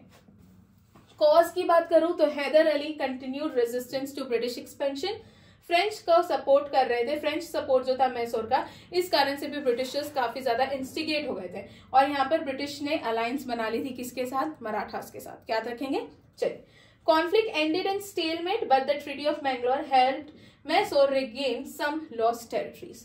चलिए देख लेते हैं हम लोग। थर्ड एंग्लो मैसूर वॉर 1790 से 1792 तक चला था, ब्रिटिश ईस्ट इंडिया कंपनी। और अब मैसूर के सुल्तान कौन बन चुके थे, टिप्पू सुल्तान बन चुके थे। टिप्पू सुल्तान मैसूर के थे, दूसरी तरफ ब्रिटिश ईस्ट इंडिया कंपनी की तरफ से थे लॉर्ड कॉर्नवालिस, है ना। यहाँ पर मेजर बैटल्स की बात करें तो बैटल ऑफ मराठाहाली और battle of Seringapatam, very important, 1792 में बैटल ऑफ सेरिंगपट्टनम हुआ था, वो याद रखना। फिर यहाँ पर ब्रिटिश विक्ट्री हो गई थी with Tipu Sultan being forced to sign the treaty of Seringapatam. तो यहाँ पे टिप्पू सुल्तान को फोर्स किया गया था कि वो सेरिंगपट्टनम की ट्रीटी साइन करेंगे 1792 में। तो यहाँ पे सेरिंगपट्टनम बैटल भी हुआ है और सेरिंगपट्टनम जो है ट्रीटी भी साइन हुई थी, जो कि फोर्सफुली जो है टिप्पू सुल्तान से साइन करवाई गई थी। टिप्पू सुल्तान ने अपना हाफ ऑफ किंगडम खो दिया था इस बैटल के बाद में to the British and their allies, और जो ट्रीटी ऑफ सेरिंगपट्टनम है उसके थ्रू मैसूर जो है उनकी सिग्निफिकेंट जितनी भी टेरिटरीज थी वो सब ब्रिटिश ईस्ट इंडिया कंपनी के पास चले जाती है। इसके अलावा टिप्पू सुल्तान की जो डिफाइंस थी ऑफ ब्रिटिश डोमिनेशन, ठीक है, वो देखने को मिलती है और ब्रिटिश टेरिटोरियल एक्सपेंशन अब साउथ इंडिया में भी शुरू हो जाता है। Tipu Sultan lost significant portions of his kingdom and Mysore को फोर्स किया गया था कि वो ब्रिटिश सुजरैनिटी को क्या कर लेंगे, एक्सेप्ट कर लेंगे। ओके, अब देख लेते हैं फोर्थ एंग्लो मैसूर वॉर के बारे में। फोर्थ एंग्लो मैसूर वॉर की बात करूं 1799 में हुआ था। एक तरफ ब्रिटिश ईस्ट इंडिया कंपनी थी और दूसरी तरफ मैसूर की तरफ से टिप्पू सुल्तान ही थे। Tipu Sultan and Lord Wellesley British East India Company में पहले थे हेक्टर मुनरो, उसके बाद लॉर्ड मैक्लिओड आए हैं, उसके बाद लॉर्ड कॉर्नवालिस है और फोर्थ एंग्लो मैसूर वॉर में कौन है, लॉर्ड वेलेस्ली। ठीक है, इंपॉर्टेंट है। सीज ऑफ सेरिंगपट्टनम 1799 में सेरिंगपट्टनम को इन्होंने क्या कर लिया, कैप्चर कर लिया। अगेन ब्रिटिश विक्ट्री थी, यहाँ पे टिप्पू सुल्तान की डेथ हो जाती है 1799 में और इसी के इनकी डेथ के साथ ही हमारा जो बैटल था, ठीक है, फोर्थ एंग्लो मैसूर वॉर, वो क्या होता है, खत्म होता है। मैसूर की डिफीट होती है टिप्पू सुल्तान की डेथ के बाद, जब वो सेरिंगपट्टनम के लिए लड़ रहे थे और यहाँ पे ब्रिटिशर्स ने मैसूर पे अपना पूरा कंट्रोल एस्टैब्लिश कर लिया। ठीक है, Tipu Sultan resistance to British rule, Lord Wellesley का डिजायर था कि वो क्या कर सके, मैसूर को एलिमिनेट कर सके एज अ थ्रेट, कॉजेस बता रही हूँ, है ना। इसके बाद आफ्टरमैथ की बात करें, टिप्पू सुल्तान की death it mark the end of resistance to British rule and south India में ब्रिटिश कंट्रोल अब एस्टैब्लिश हो गया है, बिकॉज मैसूर अब किसके हाथ में आ गया है, टिप्पू सुल्तान। ठीक, अगर आप लोग चाहते हैं कि हम इन सारी बैटल्स का, that is Anglo Mysore war और Maratha war, battle of Buxar, battle of Plassey, इनके डिटेल लेक्चर लाए जिसमें हम पूरा बैकग्राउंड देखेंगे कि क्या सीन चल रहा था। जैसे कि इसमें टिप्पू सुल्तान ने क्या क्या करा, हैदर अली उसके पहले क्या करे थे जिस कारण से ब्रिटिश इतना इंस्टिगेट हो गए। बिकॉज अभी हम सारी बैटल्स एक लेक्चर में कवर कर रहे हैं तो यहाँ पे मैं एक एक का बैकग्राउंड आपको नहीं समझा सकती, बट अगर आप चाहते हैं कि ऐसा लेक्चर लिया जाए तो यहाँ पे डिटेल में I am including Karnataka war, battle of Buxar, battle of Plassey, Anglo Mysore war, Anglo Maratha war, मैं इन सभी का बोल रही हूँ। अगर आप इन सभी पे डिटेल लेक्चर्स चाहते हैं जिसमें पूरा बैकग्राउंड भी कवर किया गया हो तो आप लोग मुझे कमेंट सेक्शन में बताइएगा, है ना। बिकॉज यहाँ पे मैंने बहुत क्विकली चीजें बताई है ना, कि जो जो इंपॉर्टेंट बातें थी कि ट्रीटी कौन सी हुई है, किस ईयर में हुआ है, ब्रिटिश ईस्ट इंडिया कंपनी की तरफ से कौन था, और यहाँ पर मैसूर में अगर हम बात करें तो पहले हैदर अली थे, फिर टिप्पू सुल्तान थे, इनकी मृत्यु कब हुई, ये सारी चीजें। बट अगर आप डिटेल में चाहते हैं तो आप लोग कमेंट सेक्शन में लिखिएगा, ठीक है। और कौन से वॉर पे चाहते हैं वो चीज भी आप लोग कमेंट सेक्शन में लिखना, है ना। चलिए अब देख लेते हैं एंग्लो मराठा वॉर। सिमिलरली जैसे हमने मैसूर वॉर पढ़ा है बिल्कुल वैसे पढ़ेंगे। सबसे पहले यहाँ पर 3 एंग्लो मराठा वॉर्स हुए थे, ठीक है। ईयर देख लो 1775 से 1782, क्लियर है। चलिए, British East India company versus Maratha confederacy. यहाँ पे लॉर्ड वेरन हेस्टिंग थे ब्रिटिश ईस्ट इंडिया कंपनी की तरफ से, और मराठास में कौन थे, तो माधवराव वन थे। फिर इसके अलावा फर्स्ट एंग्लो मराठा वॉर में बैटल्स कौन सी हुई, तो बैटल ऑफ भोरघाट हुई है और बैटल ऑफ वडगांव 1779 में हुई है। ट्रीटी कौन सी हुई है, रिजल्ट की बात करें तो सालबाई ट्रीटी के साथ जो है ब्रिटिशर्स ने यहाँ पर पीस ट्रीटी बेसिकली नेगोशिएट करी थी कि यहाँ पर कोई भी साइड जो है विक्टोरियस नहीं थी। तो यहाँ पर की आउटकम क्या है, तो कौन सी ट्रीटी हुई थी, तो ट्रीटी ऑफ सालबाई हुई थी, इंपॉर्टेंट है। इन्होंने टेरिटोरियल बाउंड्रीज को रिस्टोर कर लिया था और जो ब्रिटिशर्स है they organise Maratha power but limited interference के साथ। ये इसका की आउटकम है। इसके अलावा कॉजेज की बात करूं तो जो रघोबा थे वो पेशवा का थ्रोन क्लेम करना चाहते थे, ये रीजन था, ठीक है। और यहाँ पे रघोबा भाग के गए थे ब्रिटिश ईस्ट इंडिया कंपनी के पास उनसे मदद मांगने के लिए कि मुझे थ्रोन पे बैठा है, मेरी मदद कीजिए। यही इंटरनल डिस्प्यूट्स आप कह सकते हैं जिस कारण से फर्स्ट एंग्लो मराठा वॉर शुरू हुआ था। सो डिस्प्यूट्स विद मराठा कॉन्फेडरेसी, उनके बीच में डिस्प्यूट चल रहा था, इसी इंटरनल कॉन्फ्लिक्ट के कारण फर्स्ट एंग्लो मराठा वॉर हुआ था। ब्रिटिश इन्फ्लुएंस एक्सपेंड हुआ इंडिया में, हम आफ्टरमैथ की बात करें, और पेशवा बाजीराव सेकेंड जो है उनको थ्रोन पे बिठाया गया था अंडर ब्रिटिश कंट्रोल। क्लियर है? चलिए सेकेंड एंग्लो मराठा वॉर की बात करूं तो 1803 से 1805 का टाइम पीरियड है। Again British East India company और दूसरी तरफ मराठा कॉन्फेडरेसी। एक तरफ ब्रिटिश ईस्ट इंडिया कंपनी की तरफ से कौन है? Lord Lake. यहाँ पर कौन थे? Lord Warren Hasting. दूसरे मराठास की तरफ से दौलतराव सिंधिया, भोसलेज और राजपूत, ठीक है, इन सब ने मिलकर जो है यहाँ पर क्या करा था? सेकेंड एंग्लो मराठा वॉर में इन तीनों ने अलायंस फॉर्म करी थी। इसके बाद सेकेंड एंग्लो मराठा वॉर, यहाँ पर बैटल ऑफ असई और बैटल ऑफ क्या हुआ है? लसवारी 1803 में हुआ है। ब्रिटिश यहाँ पे जीत जाते हैं, मराठास को फोर्स किया गया था कि वो ट्रीटी ऑफ बसाइन साइन करें। तो पहले में हुई थी ट्रीटी ऑफ सालबाई, सेकंड में क्या हुई? Treaty of बसाइन। क्लियर है? मराठास वर डिवाइडेड और बहुत सारे फैक्शंस जो है फॉर्म हुए थे इनटू सबमिशन। ट्रीटी ऑफ बसाइन हुई थी, यहाँ पर मराठास ने अपनी मैक्सिमम टेरिटरी जो है वो खो दी थी और किसके पास चली गई थी? ब्रिटिशर्स के पास। कॉज की बात करूं तो Marathas instability after the death of Madhavrao one. तो माधवराव वन की डेथ के बाद स्टेट जो है काफी इनस्टेबल हो गया था, उसी का फायदा किसने उठाया? ब्रिटिश ईस्ट इंडिया कंपनी ने। मराठा रूलर्स वर डिवाइडेड, वो काफी ज्यादा डिवाइड हो गए थे और वल्नरेबल थे, और ये इनके इसी पॉलिटिकल फ्रेगमेंटेशन का फायदा किसने उठाया? ब्रिटिश ईस्ट इंडिया कंपनी ने। आफ्टरमैथ की बात करें, मराठा कॉन्फेडरेसी वीक हो गई, leading to further British control in India. Okay, चलिए थर्ड एंग्लो मराठा वॉर की बात करें तो 1817 से लेकर 1818 तक का टाइम पीरियड है। एक तरफ ब्रिटिश ईस्ट इंडिया कंपनी थी और दूसरी तरफ मराठा कॉन्फेडरेसी थी। ब्रिटिश ईस्ट इंडिया कंपनी की तरफ से कौन है? Lord Hasting, lord Warren Hasting, lord Lake, फिर से लॉर्ड हेस्टिंग्स हमको देखने को मिलेंगे, और मराठास की तरफ से बाजीराव सेकेंड मराठा चीफ, वो देखने को मिलते हैं। बैटल ऑफ गोरेगांव और बैटल ऑफ महिदपुर आपको याद रखना है इसमें। British victory leading to end of Maratha power, and यहाँ पर पूरी जो मराठा टेरिटरी थी उसका एनेक्सेशन यहाँ पर हो जाता है।